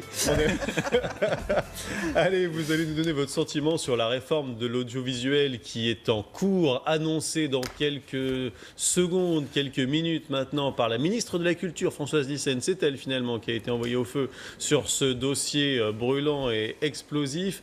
Il y a quand même des pistes d'ores et déjà dans Le Monde parce qu'elle a répondu à une longue interview, Françoise Nyssen. Elle est en une du Monde datée de demain et qui vient d'arriver. Nous sommes en train de passer à côté des jeunes, dénonce-t-elle. On sait d'ores et déjà que France 4 va disparaître de la TNT, en tout cas. On verra si la chaîne continue à exister sous une autre forme. Et on se pose la question, du coup, de savoir s'il y a trop de chaînes publiques dans le paysage. Est-ce que c'est votre sentiment, Sarah El Haïry ? Aujourd'hui, là j'attends les annonces comme vous avec beaucoup d'impatience, mais il y a 2 points moi qui me paraissent essentiels. Même si on ne va pas rentrer vraiment dans le détail aujourd'hui, visiblement. L'idée, c'est vraiment de donner cet axe, de permettre cette numérisation, de répondre aux nouveaux outils, parce qu'effectivement les jeunes prennent une distance et un désamour. Le premier sujet, c'est le contenu. Et le deuxième sujet, alors qui est plutôt important pour ma famille politique, c'est l'indépendance des médias, la totale indépendance. Donc financement, nomination par les conseils d'administration et donc pas de nomination politique. J'insiste sur le sujet parce que ça touche plutôt ma famille politique. Comme à la BBC, Pierre Jacquemin. C'est une information qu'on vient de recevoir, alors parce que visiblement, c'était le projet. Ah oui, c'était dans le projet, d'accord. Parce que justement, une des annonces qui aurait pu être celle d'aujourd'hui, c'était de savoir comment justement toutes ces présidences de l'audiovisuel public étaient faites. On se souvient de Nicolas Sarkozy qui nommait les présidents de l'audiovisuel public. La loi totalement incohérente, ou en tout cas je trouve mauvaise, qui rendait l'indépendance à l'audiovisuel public, alors qu'on sait très bien que ceux qui nomment l'audiovisuel public, c'est le CSA étant lui-même nommé par l'Assemblée nationale, le Sénat et le président de la République. Tout ça était quand même... C'était du Hollande, Pierre Jacquemin. Oui, sans doute. J'étais pas du tout favorable et je trouve très juste, en tout cas, de considérer que ce sont les établissements avec la représentation des salariés qui peuvent choisir leur présidence. Et le nombre de chaînes, est-ce qu'on est en train d'entrer dans le dur là avec la disparition de France 4 ? C'était des annonces qui devaient être faites aussi aujourd'hui. Je ne sais pas si elles le seront. Sans doute la réflexion qui est celle de la jeunesse, c'est l'adaptation des supports à une nouvelle écoute, parce que on sait très bien que l'audiovisuel, mais tout le monde est confronté à la même chose. Ça fait des années qu'on dit ça. Non, mais le vieillissement, il est vrai partout, je pense, notamment sur la radio, qui reste quand même un vecteur très important. Tous les matins, je crois que c'est près de 2 millions, voire 3 millions d'auditeurs chaque matin. C'est quand même pas n'importe quoi. Et donc, mais il faut aller chercher les jeunes publics. Je veux juste faire un point sur la contradiction qui a été récemment de lancer une procédure au CSA pour désigner un nouveau successeur à Mathieu Guélé, qui était l'ancien président de Radio France, pour choisir un nouveau projet à Radio France, la maison de la radio. Et aujourd'hui, elle a été choisie, cette personne, c'est Sybille Veil, qui était une ancienne de Radio France, ancienne conseillère de Nicolas Sarkozy, qui a été donc choisie par le CSA. Et aujourd'hui, on nous annonce qu'il va y avoir une grande réforme et qui donc va contredire le projet pour lequel cette dame, cette nouvelle présidente, a été choisie. Ouais. Donc tout ça est manque de lisibilité, et sur un seul argument, c'est il faut faire des réductions et il faut faire des dépenses, alors que le budget de l'audiovisuel public de France est sans doute un des moins importants de tous les audiovisuels. Il y a des sommes qui circulent, Charles Belbédé. On parle de 250 millions d'euros d'économie. On avait parlé de 500 millions il y a quelques semaines. On peut penser que le gouvernement a d'abord mis la barre très très haut pour ensuite dire regardez, ça va, 250 millions. Bon, c'est quand même 250 millions sur un... Sur 3 milliards 9. 3 milliards, non, 2 milliards 9. 2 milliards 9 quand même. 2 milliards 9, c'est pas non plus aberrant, c'est 5%. Donc, et 9 840 salariés du côté de France Télévisions. Tout compris, c'est pas plutôt 17 000. Là, c'est la télévision, c'est la télé. Oui, ça. Oui. Ouais, il y a trop de doublons, trop de chaînes, des gaspillages, il faut simplifier, rationaliser. Bien sûr. Le problème, c'est qu'on a trop attendu, là, maintenant, avec les nouveaux usages, les nouveaux comportements, notamment des jeunes publics. C'est pas facile de réformer alors que l'audience globale baisse. Mais il y a certainement des solutions. Il faut le faire vite. Est-ce que c'est encore possible ? Je pense que ce qui est clair, c'est que... Pourquoi ça serait pas possible ? Enfin, c'est quand même... Voilà, pourquoi pas ? Parce que c'est une forteresse. Mais parce qu'il faut rappeler quand même que l'audiovisuel public répond à des missions de service public. Ouais. Ce sont des missions qui sont imposées à des... Alors, est-ce qu'il y a peut-être trop de chaînes, je n'en sais rien. En revanche, il y a une qualité de programme, il y a une diversité des programmes qui répondent à des missions de service public, notamment les chaînes d'information, je pense, les réseaux locaux. Visiblement, les réseaux locaux. le réseau local est en train d'arriver. Le réseau local, par exemple, des missions d'information locale, ce sont des missions de service public qui ne peuvent pas s'arrêter. Donc que l'État ait envie d'envisager des regroupements entre France 3 et France Bleu, par exemple, c'est quand même deux métiers différents de faire de la radio et de faire de la télévision. Donc à un moment donné, il faut que les choses soient cohérentes dans le projet. Ça ne peut pas qu'être on va supprimer des effectifs et supprimer des antennes. Mais en même temps, il faut rationaliser parce qu'il y a un problème, c'est qu'actuellement, toutes les petites sociétés de production audiovisuelle sont sinistrées, qui produisent des contenus, des documentaires, etc. Non seulement tout est gelé, parce qu'il faut baisser les coûts, mais en plus cette période d'incertitude dans laquelle on rentre va différer tous les projets, donc pendant ce temps elles vont mourir, ces sociétés. Non, mais il y a un problème de tuyauterie, il y a un problème aussi de contenu, de contenant et de contenu. La tuyauterie n'est plus adaptée aux nouveaux médias.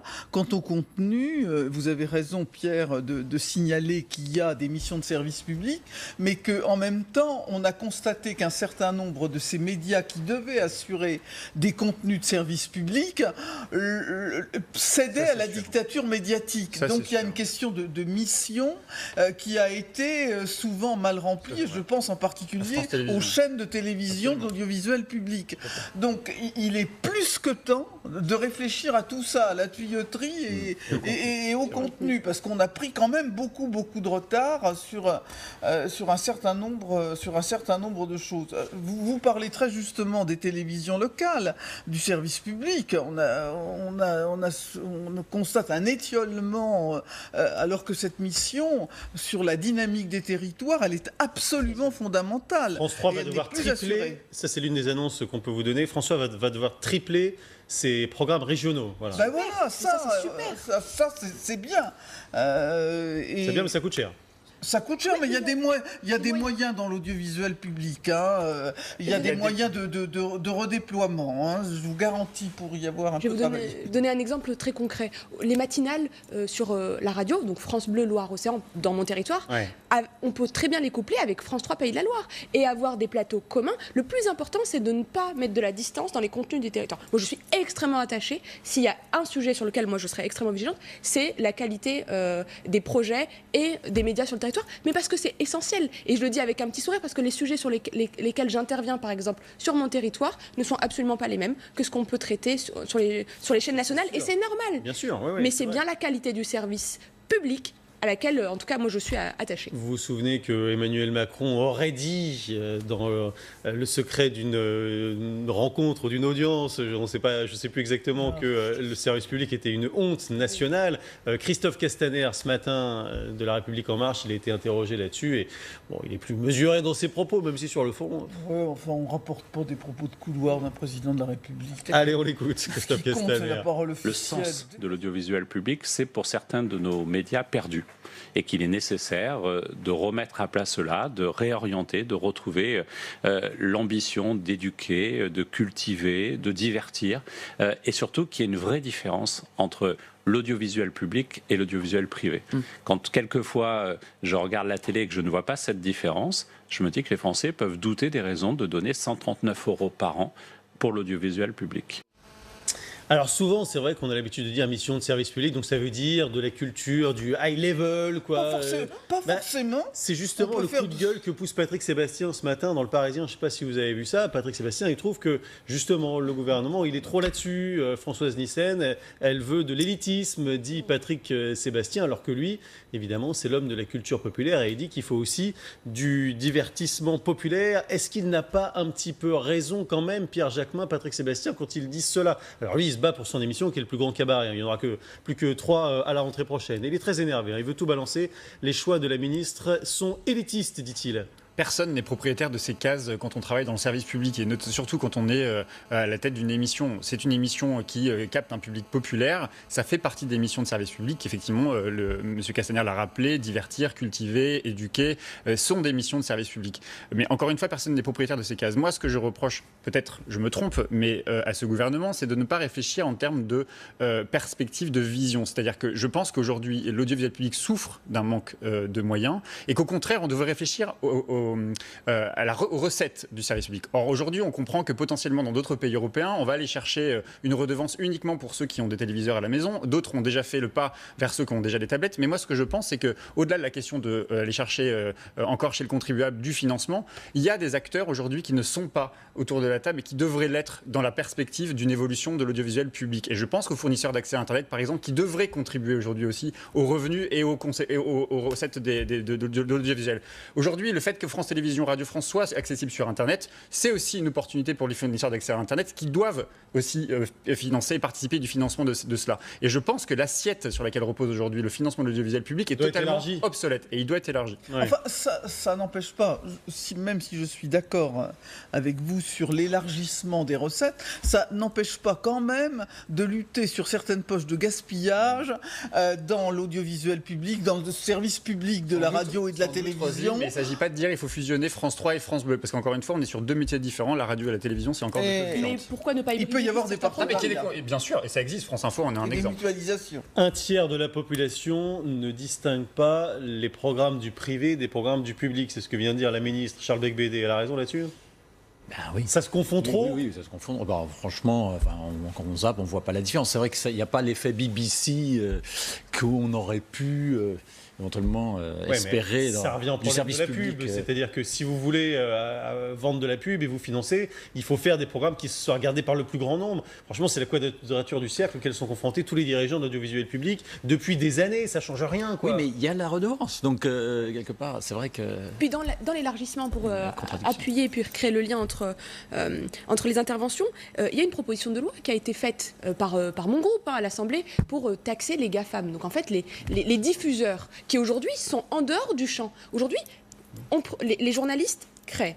Les entreprises de production produisent et publient. Mais aujourd'hui, sur quoi on regarde une partie des émissions ? Sur ça, via les réseaux sociaux. Mais aujourd'hui, les GAFAM, Facebook, je pense à Facebook, à Google et à Twitter, mais non, nulle part. Ah oui. C'est bien la question. Ça, c'est pas Françoise Nyssen qui va tordre le bras à Facebook. Je serais surpris en tout cas. Mais... et pourtant, il y a ce sujet et il faut le poser. Il y a de nouvelles ressources possibles, mais ça ne veut pas dire qu'il ne faut pas faire. Il ne faut pas être analysé et puis évaluer l'efficacité de l'argent public. Il est rare. Et parce qu'il est rare, les 139 € qu'on donne avec nos impôts doivent être bien utilisés. Cet argent supplémentaire, il doit être consacré au contenu. Parce que là, le marché de la télévision, c'est un marché du contenu. Il n'y a qu'à voir le surgissement, je ne veux pas faire de la pub à différentes grandes majors en ce domaine, et que là, il y a des vrais problèmes de financement sur ces contenus. Et que faire de la qualité, c'est pas forcément faire de l'élitisme. J'aime beaucoup Patrick Sébastien, mais il faut pas confondre une émission comme celle de Patrick, si elle est bien faite, mais justement, une émission populaire. C'est ça le problème. Mais enfin, il y a d'autres choses, il y a d'autres joies. On peut alors là, il faut pas se focaliser sur un programme. Si ça se trouve, le programme, il est aussi remplacé par une émission. Je parle d'émissions de variété, ce qui fait un peu daté, mais d'émissions de divertissement qui peuvent être de qualité.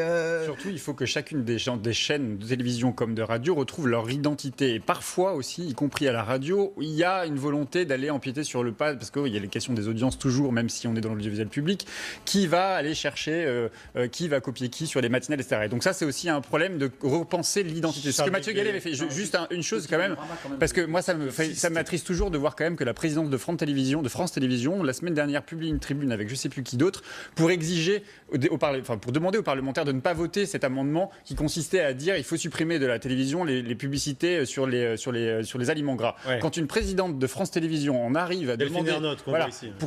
parce que justement ça fait des recettes publicitaires en moins alors qu'il s'agit quand même de santé publique, moi je trouve ça dommage. Donc je pense que la question des moyens est quand même aussi au cœur de cette... Charles Becbédé, je vais juste énumérer toutes les chaînes du pôle audiovisuel public. C'est France 2, France 3, France 4, France 5, France 24 et RFI. France O, Arte, France TV5. Arte, c'est vrai que c'est compliqué. Il faut préciser que Arte et France 24, ça n'est pas France Télévisions. Oui. C'est autre chose. Mais ça fait partie de l'audiovisuel public. C'est délirant. Et là, c'est juste les télés. Alors, Sarah El Haïry, il faut en supprimer d'autres. France O, par exemple, on sent que bon, on fait un peu attention parce que c'est les Outre-mer. Alors si on supprime France O, ça risque de... visiblement, enfin, on sent bien que le gouvernement marche sur des œufs là-dessus. Hein. D'ailleurs, visiblement, il n'y aura pas de grands changements avant 2019. On sent que c'est explosif. C'est demain. Oui, c'est demain. J'ai envie de dire, c'est presque maintenant.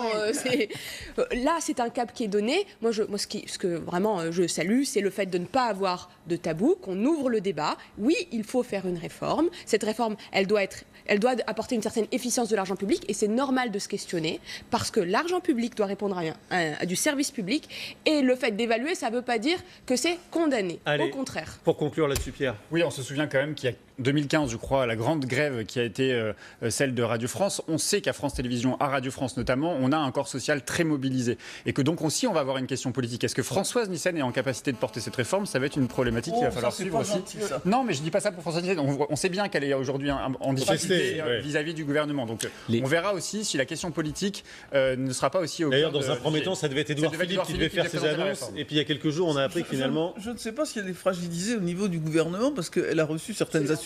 Moi, je crois qu'elle est surtout fragilisée médiatiquement parce que c'est développé assez injustement contre Françoise Nyssen une sorte de Nyssen bashing que je trouve très déplaisant. C'est vrai que c'est explosif. Il ne faudrait pas qu'il y ait une grève et que ça bloque les festivals notamment, etc., comme on avait eu dans le passé. Mais là, c'est les personnels. Oui, mais justement, si on commence à toucher... Pierre a raison, c'est un sujet chaud. Ce qu'il faut que les intermittents comprennent, c'est que ça va dans leur sens, puisque ça donnera plus de moyens pour pouvoir générer des contrats vers les sociétés de production. Le problème de François Nyssen, c'est pas tant le François Nyssen bashing que je conteste aussi, parce que sans doute c'est une formidable ministre de la Culture, c'est aussi la manière dont le gouvernement, le Premier ministre et le Président de la République se servent de la ministre de la Culture aussi pour faire passer un certain nombre de choses. Ça, c'est un problème aussi, je pense, d'autonomie et d'indépendance des ministres et de leurs responsabilités. Et on entendra les annonces de la ministre de la Culture, évidemment, dans les journaux sur LCI, Françoise Nyssen, qui s'exprime donc en ce moment depuis le ministère de la Culture. Autre sujet du jour, le cas d'un jeune homme qui est sans papier. Et ce jeune homme, il a sauvé un enfant. Et je ne vous parle pas de Mamoudou Gassama. Il y a eu Mamoudou Gassama la semaine dernière. Et il y a eu aussi, il y a 3 ans, un jeune homme d'origine tunisienne qui est sans papier aujourd'hui, qui avait participé au sauvetage d'un bébé. C'était lors d'un incendie. Et sa demande de régularisation à lui a été refusée. Pourtant, il avait reçu une médaille. Il a eu certains honneurs républicains. Et du coup, son avocate, elle dit, mais je comprends pas, où est-ce qu'on place le curseur pour être régularisé quand on sauve des enfants? On l'écoute. Au-delà du dossier de mon client, moi ce qui me pose problème, c'est effectivement les différences de traitement entre 2 affaires qui sont complètement similaires. Et pour le cas, c'est exactement la même situation. Ce jeune homme, quand même, a bénéficié de l'appui du maire de Fos, mais son action n'a pas été médiatisée. Ça me pose réellement question. C'est-à-dire que là, finalement, je me dis que peut-être, effectivement, c'est aussi un coup de com' de Monsieur le Président de la République qui, devant cette médiatisation de l'affaire Gassama, s'est dit je vais le recevoir et je vais le régulariser. Alors est-ce qu'il faut régulariser ce jeune homme Sarah El Haïry? Et après tout, elle a raison, où est-ce qu'on fixe le curseur? Il faut prendre en considération un acte de bravoure, il n'y a pas 2 poids 2 mesures, pour moi c'est simple. Par contre, faire une distinction entre la naturalisation et la régularisation, pour une raison toute simple, être français, il faut le vouloir. Donc ce jeune homme, de ce que j'ai compris, parce que je prends vraiment avec beaucoup de mesures, parce que je n'ai pas le dossier, je ne l'ai pas lu, et je fais confiance quand même à la préfecture, qui dit qu'elle prend en compte, elle va prendre en compte... Oui, la préfecture, elle a... D'un seul coup, elle a changé d'avis. Quand l'avocate a eu quelques caméras dans son bureau, on sent que le préfet... Attends, je vais regarder le dossier quand même pour être bien sûr. Ça sert à quelque chose, les caméras. Ça oui, mais c'est ça le problème, c'est qu'on commence à être sur plein de cas particuliers, quoi. Est-ce que le président n'a pas mis le doigt dans un engrenage qui va le dépasser rapidement? Non, parce que les héros du quotidien... S'ils veulent être français, ils doivent être français, ils peuvent être français, et ça c'est une prérogative du président de la République, et là je la salue pleinement. Mais ça ne veut pas dire qu'il ne faut pas... Ce jeune homme, si il le souhaite, il devrait être le bienvenu si le reste des conditions le permettent. Aujourd'hui, c'est la France qui lui dit vous n'êtes pas le bienvenu, Charles Becbédé. Non, mais on a réagi sous le coup de l'émotion dans le cas de Mamoudou. Donc il y a eu un peu une instrumentalisation par le pouvoir. Reconnaissons d'ailleurs, vous savez, 24 heures après, il y avait l'expulsion du camp de migrants dans le nord de Paris. Ce matin, il y a Mamoudou Gassama à la mairie de Paris qui reçoit la médaille de la ville, et en même temps, on est en train d'évacuer les camps. Mais ça se défend, il y a un choc des images, voilà, c'est un télescopage. Donc, il faut revenir aux fondamentaux. Là, c'était ce matin, justement. Donc, on a une personne qui commet un acte héroïque. Il faut bien sûr récompenser cet acte. Médaille de bravoure, de courage, etc. Parallèlement, il y a une demande de naturalisation, de régularisation, puis plus tard, éventuellement, une demande que ce de soit naturalisation. demandé. Les procédures doivent suivre leur cours. Et puis, là, il y aura bien sûr un avis favorable lié à l'acte de bravoure qui aura été récompensé. Je pense que là, dans le cas de Mamoudou, on a peut-être été un petit peu rapide. Pierre Jacquemin. Moi, oui, ce qui me frappe, c'est le choc, le poids des images et la réalité qui est aussi là, parfois dissimulée. C'est-à-dire qu'on a un président de la République qui, en grand seigneur, décide qu'il va gracier. C'est sa prérogative, hein. Mais c'est sa prérogative, mais on oublie que c'est aussi lui qui est maître du jeu et maître de la politique de l'Intérieur en France. On a un ministre de l'Intérieur qui fait, a priori, dit-il, le travail d'autorité, de régulation des migrants. Le jour même effectivement de la remise, de la réception par le président de la République de M. Gassama, c'était les images du camp de migrants. Aujourd'hui, on a appris qu'en Méditerranée, il y a 60 migrants qui ont perdu la vie en traversant la mer Méditerranée. Donc moi, c'est ça qui me frappe, c'est cette espèce de volonté au sommet de l'État d'afficher une humanité qu'il avait d'ailleurs lui-même théorisée. Je me souviens, pendant la campagne présidentielle, il disait à Angela Merkel, bravo d'accueillir les migrants, bravo parce que les migrants sont une chance.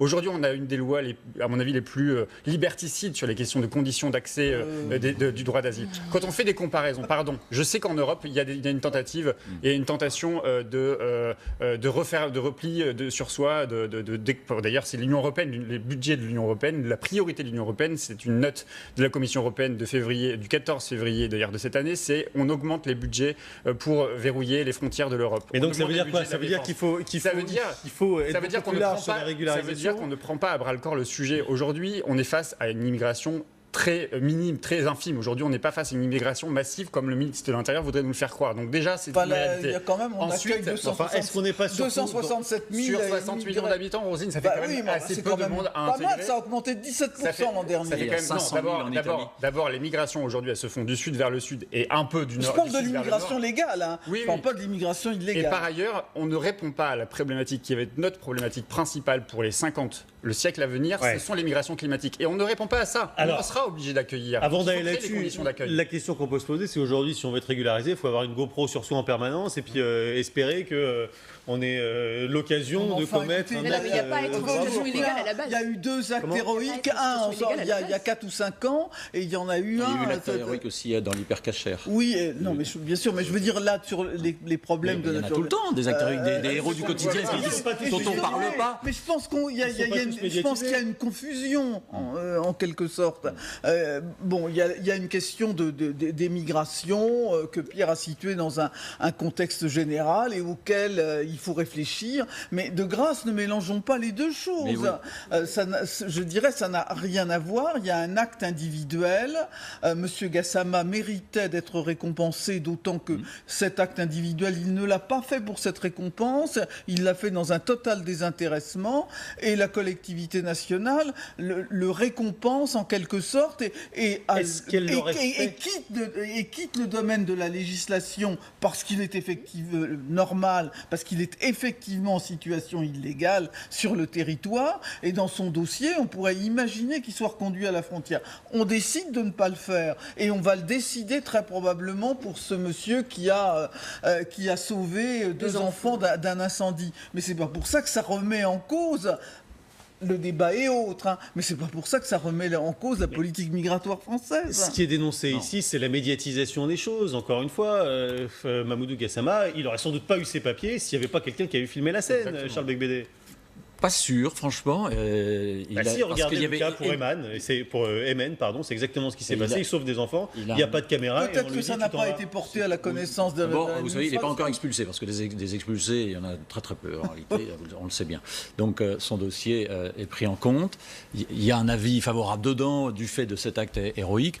Donc je ne suis pas sûr que ce soit terminé. Et là, l'avocate a raison d'essayer de faire jouer, de faire monter la mayonnaise. La préfecture a dit qu'elle allait réétudier le dossier. Donc on peut dormir sur des oreilles. Vous savez ce que c'est un dossier de régularisation? C'est quelque chose qui n'a pas de chair. On coche des cases, voilà. Et c'est vrai qu'on juge sur des critères dans lesquels on met pas. Il n'y a pas une case. Avez-vous commis un acte héroïque? Oui, non. Ça n'est pas dit. Ça va venir sans doute sur les prochains questionnaires, les prochains formulaires. Ça peut arriver, Pierre Jacquemin. Oui, mais ce qui est problématique encore une fois, c'est aujourd'hui, par exemple, on vous l'avait dit, il y a eu 2 évacuations de camps de migrants à Paris. C'est sans doute une bonne chose parce que les conditions dans lesquelles vivaient les migrants n'étaient pas les bonnes, n'étaient certainement pas les bonnes. C'est plutôt meilleur ce qu'on leur offre. C'est sans doute plutôt meilleur. On sait quand même aussi que ce qui va arriver par la suite à ces jeunes gens et moins jeunes d'ailleurs, c'est sans doute effectivement les OQTF, les fameuses reconduites à la frontière. C'est ça qui attend sous ces gens. Donc effectivement, on leur propose une obligation de quitter le territoire français.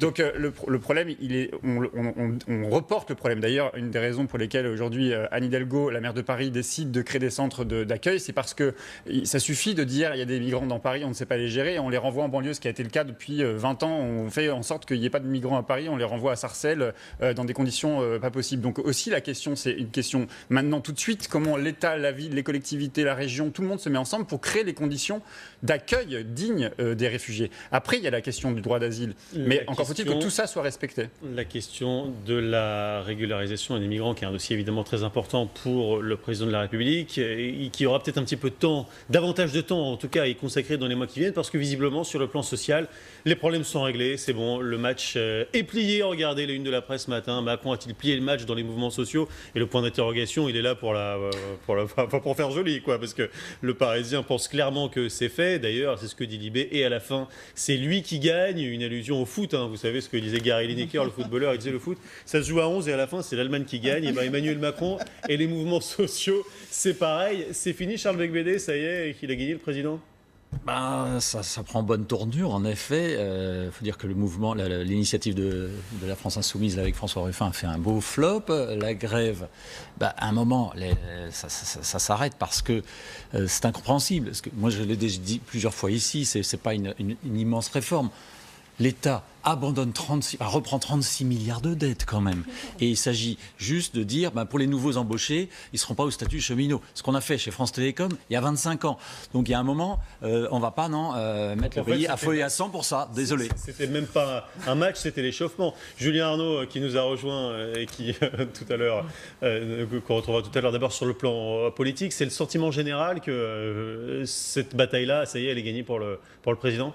C'est en tout cas le message que font passer l'ensemble des membres du gouvernement et qu'ils aiment bien relayer dans les médias. Il faut infuser cette petite musique. Ça prend, visiblement. Ça prend. On est à la veille du vote, notamment par les sénateurs, de la réforme ferroviaire, de la réforme de la SNCF, donc qui était un enjeu. On va voir comment vont réagir notamment tous les syndicats, alors qu'on a le congrès de la CFDT qui est en train de s'ouvrir en ce moment même, et toute la semaine, que Laurent Berger sera reconduit, même si ça grogne en interne. Donc il y a tout cela qui se mélange. Et ce qui était important pour Emmanuel Macron, c'était d'assurer et de sortir par le haut, car sinon on aurait, et on le dit depuis le début, on aurait fait directement le bilan, on aurait dit ça y est, c'est plié, il a cédé, fini pour le quinquennat d'Emmanuel Macron. Donc pour lui aussi, bien sûr, il y avait un fort enjeu là-dedans. Écoutons le patron de Force Ouvrière là-dessus ce matin, Pascal Pavageau. Nous, on ne joue pas de match, et on ne joue pas de match avec le président de la République. Lui joue peut-être un match de vouloir faire une politique seule contre tous. Je ne sais pas qui gagne un match qui, de notre point de vue, n'existe pas. Par contre, au bout du bout, c'est la République et la démocratie qui vont perdre. Sarah El Haïry, il a gagné le match, le président? Je suis d'accord, il n'y a pas de match. Il n'y a plus de match. Non, mais il n'y a jamais eu de match. Un peu quand il y a même. Une réforme des tensions, ça je vous l'accorde, des débats à l'Assemblée. Le dialogue a été rétabli. Non, mais c'est important. La sémantique, ça fait la richesse de la langue française. Et à côté de ça, il se trouve que cette réforme, elle était nécessaire, qu'elle a avancé, qu'il y a des syndicats qui sont revenus à la table des négociations pleinement, et surtout, la grande défaite, c'est malheureusement, moi je dis malheureusement, c'est la politisation du discours d'une organisation syndicale en particulier, ça a été la CGT, qui finalement n'était plus du tout sur la défense des salariés, et ça a été je rejoue le match de la présidentielle et je politise tout le sujet. Et finalement, c'était ça. Je suis surpris que vous considériez que la CGT se soit politisée. D'abord, c'est pas si grave. C'est pas grave. Avec LFI. Là, bien sûr, parce qu'ils participent à une manifestation où il y a des associations, il y a des syndicats, il y a des partis politiques, il n'y a pas que la France Insoumise, il y avait Génération, il y avait les communistes, il y avait plein d'autres choses. La CFDT, dans un temps pas si lointain, était quand même très proche du gouvernement de M. Hollande. Donc, en termes de politisation de la CFDT et des syndicats, et par ailleurs, c'est pas grave. Enfin, je veux dire, à un moment donné, quand on s'occupe des intérêts, des droits des travailleurs, on fait de la politique. C'est deux choses différentes. Il y a une frontière qui doit être respectée. Encore que, quand on arrive à des moments graves comme ceux que l'on est en train de connaître, je pense qu'il y a des convergences qui sont possibles entre politique, sociale, intellectuelle, et que c'est nécessaire pour se défendre et pour se battre. Par ailleurs, on est à 1 an d'une élection présidentielle. Ça fait juste 1 an que M. Macron a été élu. Il y a un mouvement quand même. Il se passe quelque chose dans le pays. Peut-être que la convergence n'est peut-être pas encore totalement au rendez-vous et que le mouvement social ne prend pas. Mais en 1 an, ce qui s'est passé en termes de lutte à droite à gauche, combien même c'est des petits mouvements qui se créent, c'est sans doute déjà ça donne à voir la suite du quinquennat et que je pense oui, non, mais on peut peut-être quand même réfléchir en dehors. Moi, je crois qu'il y a une défaite des syndicats, mais elle n'est pas contre Macron. Elle est finalement d'une bataille qui mène presque contre eux-mêmes, et que la défaite du syndicalisme français, elle n'est pas liée du tout à Macron. Vous avez raison, de la même manière qu'il y avait une défaite du politique. Voilà, il y a un dépérissement des corps intermédiaires, et plutôt que se dire qui a gagné le match, le match, il l'a perdu, mais les syndicats l'ont perdu, mais c'est pas Macron Rosine, qui l'a si gagné. on est un tout petit peu honnête, on peut aussi dire quand même qu'Emmanuel Macron a quand même favorisé aussi le délitement du mouvement syndical. C'est-à-dire que on sait très bien que les corps intermédiaires, on sait très bien que les corps intermédiaires n'est pas la tasse de thé d'Emmanuel Macron, qui est lui. Oui, mais enfin, on peut pas dire qu'il y a une grande démocratie sociale. La défaite du syndicalisme français, elle vient de loin. La deuxième chose, c'est de montrer que quand le gouvernement tient bon, il gagne. Sur la retraite à 62 ans, il y a eu des manifestations massives, beaucoup plus importantes finalement que celles qui se sont déroulées. Et malgré les manifestations massives, au bout du bout, la retraite a été portée à 62 ans. Donc quand un gouvernement tient bon, à la fin, c'est comme l'Allemagne, il gagne. Malgré... Après, parce que c'est lui qui a la légitimité démocratique. Et vous avez raison. Il ne perd que quand il lâche. Et vous avez raison, sauf que la légitimité démocratique ne veut pas dire qu'il n'y a pas de discussion possible. À force de prendre des coups, effectivement, tout ça va faire en sorte que peut-être le mouvement social peut prendre. C'est-à-dire qu'à force d'outrepasser, à force de ne pas faire confiance justement à la démocratie sociale, à force de ne pas faire confiance au débat, à la négociation, parce qu'il n'y a plus de négociation, Rosine, je suis désolé, dans ce pays, il n'y a plus de négociation. C'est-à-dire qu'on vous consulte, les syndicats, effectivement, on fait 60 heures de réunion, puis on le dit, on communique sur le nombre de réunions qu'il y a pu y avoir, mais il n'y a pas de négociation. Il faut de dire que les syndicats seraient des vilains conservateurs qui ne voudraient pas de changement. Tout le monde veut une réforme de la SNCF. Tout le monde veut que le train parte à l'heure. Tout le monde veut que le train parte à l'heure et arrive à l'heure. Le problème, il n'est pas là. Le problème, il est dans la négociation. Et redonner du pouvoir au syndicalisme, c'est aussi une démission de ce gouvernement. Les négociations, elles ont eu lieu quand même un petit peu. Elles ont été notamment organisées pour ce qui concerne l'Élysée par quelqu'un qui s'appelle Alexis Collère, qui n'est pas connu forcément du grand public. Alexis Collère, c'est le secrétaire général de l'Élysée. Et c'est ici, on le voit ici, à droite du président, au milieu de l'écran. Et Alexis Collère, il est un peu affaibli en ce moment parce que Julien, le parquet national financier a ouvert une procédure contre lui. De quoi s'agit-il exactement ? C'est notamment, ils font suite à une plainte déposée par Anticorps. Vous savez, c'est l'association qui défend en fait toutes les comment on pourrait dire, qui lutte contre la corruption de façon très large. Voilà, de façon très large. Pour la transparence, le procureur de la République a décidé d'ouvrir une enquête pour voir s'il y a ou pas un possible conflit d'intérêts entre la fonction officielle, donc de secrétaire général de l'Élysée d'Alexis Collère, et les liens familiaux avec l'armateur italo-suisse MSC. MSC, c'est les chantiers navals, c'est Saint-Nazaire, etc. Et de par sa maman, il aurait des liens, Alexis Collère, avec la famille fondatrice de MSC, qui est une maison italienne. Voilà. Donc c'est ce qui est en train d'être déterminé aujourd'hui. Des investigations sont diligentées et on verra bien sûr quelle est l'issue, mais effectivement, effectivement le bras droit d'Emmanuel Macron, que connaît bien d'ailleurs aussi le Premier ministre Édouard Philippe, donc il connaît bien l'exécutif, bien dans le viseur aujourd'hui de la justice.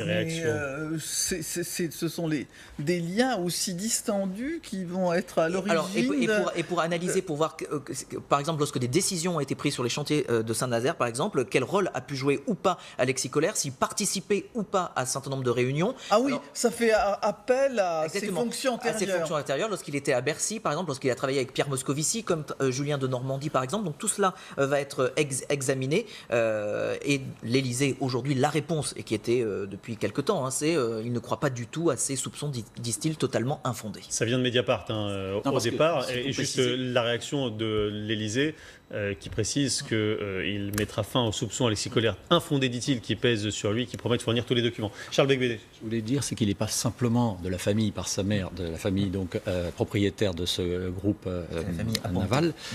Il a également été directeur financier en fait de ce groupe pendant quelques mois. Avant ses prises de fonction à l'Élysée. Donc entre le moment où chacun des membres de la famille a exercé plus ou moins un certain nombre d'activités à l'intérieur de ce groupe. Il était donc haut fonctionnaire à Bercy, etc. Puis à un moment, il a fait quelques mois comme directeur financier dans ce groupe. Puis ensuite, il a aidé Macron pendant la campagne et il est devenu secrétaire général de l'Élysée. C'est un coup dur pour le président, Sarah El Haïry, ou pas? Je fais totalement confiance à la justice. On verra. Non mais il y a un moment. Non mais franchement, je veux dire franchement, il y a un moment. Il faut qu'ils fassent leur travail en toute indépendance et ils tireront des conclusions. Moi, je ne le connais pas personnellement. Il n'y a pas de raison d'apporter un sentiment. Franchement, je ne commande pas parce que je ne sais pas. Et je pense que la meilleure des réponses sera la réponse de la justice. Pierre Jacquemin, petit coup dur, c'est un tout proche du président quand même. Oui, c'est un petit coup dur. Moi, j'ai lu l'enquête de Mediapart. Il y a certains faits qui semblent un peu troublants, voire qui pourraient être accablants pour lui. Ils sont infondés, dit voilà. Donc du coup, effectivement, vous avez raison de dire qu'on ne commande pas des décisions de justice qui n'ont pas encore lieu d'être et que l'enquête ne sont pas encore prises. Que l'enquête est encore exactement. Bon.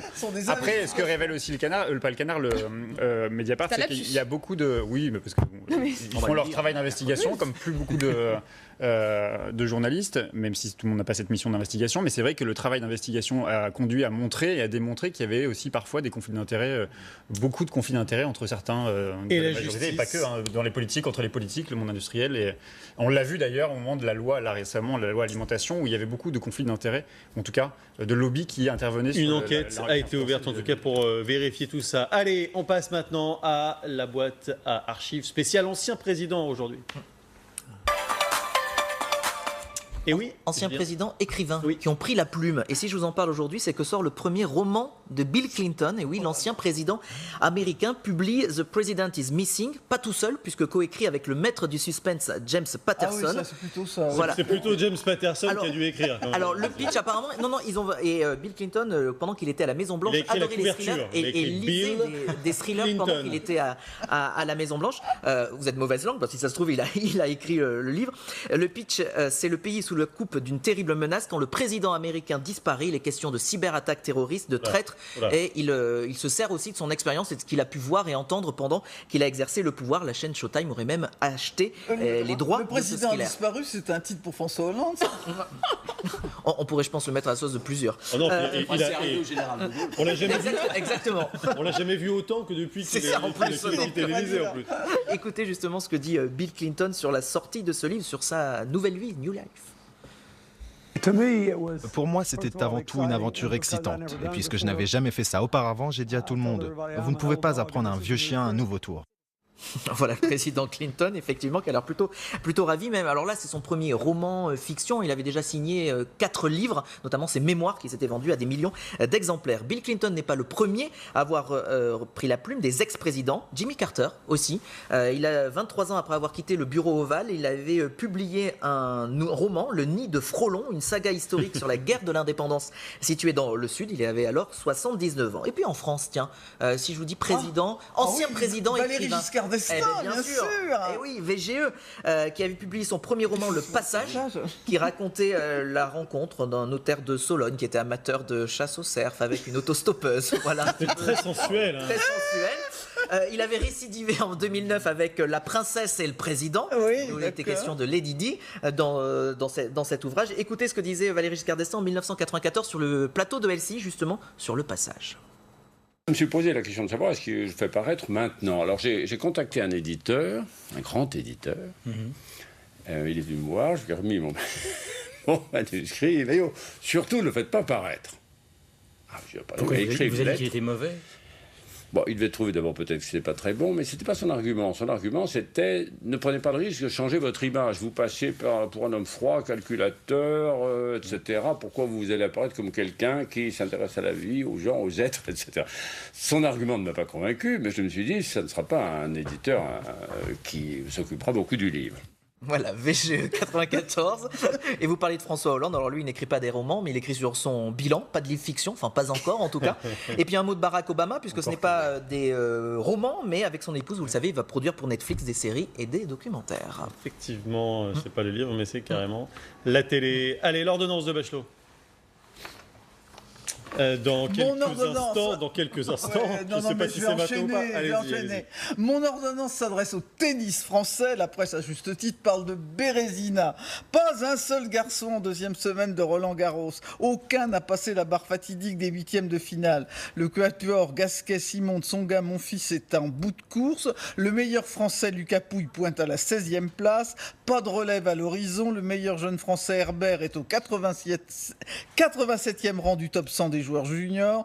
Pas de leader, pas de second couteau, pas de relève à l'horizon. Dans un environnement marqué par, il y a quelques mois, la liquidation brutale du directeur de Roland-Garros, Gilbert Izerne, des procédures judiciaires contre l'ancien président de la FFT, les polémiques sur l'extension de Roland-Garros, la victoire en Coupe Davis, c'est plutôt un chant du cygne. Il faut vraiment que le président de la FFT, Bernard Giudicelli, le DTN, Pierre Chéret, lance un plan d'urgence sans attendre un miracle quasiment impossible. Alors Charles Bédé, vous n'irez pas à Roland-Garros du coup? Eh ben si, j'y vais. Si je vais y aller quand même. Mais pour voir les autres, pas pour voir les Français. Et puis il y a encore Caroline Garcia qui est là. Bien sûr. Allez soutenir parce qu'elle a vraiment un coup à jouer. Allez, merci à tous, républicains, d'être venus dans cette émission ce matin. Nous on se retrouve demain, 9h midi avec Roselyne, bien sûr. Ah bah évidemment. Je lâche pas la rampe, moi. Vous étiez au plus proche de l'actualité avec Xefi, informatique, bureautique, logiciel et cloud. Xefi, votre informatique de proximité.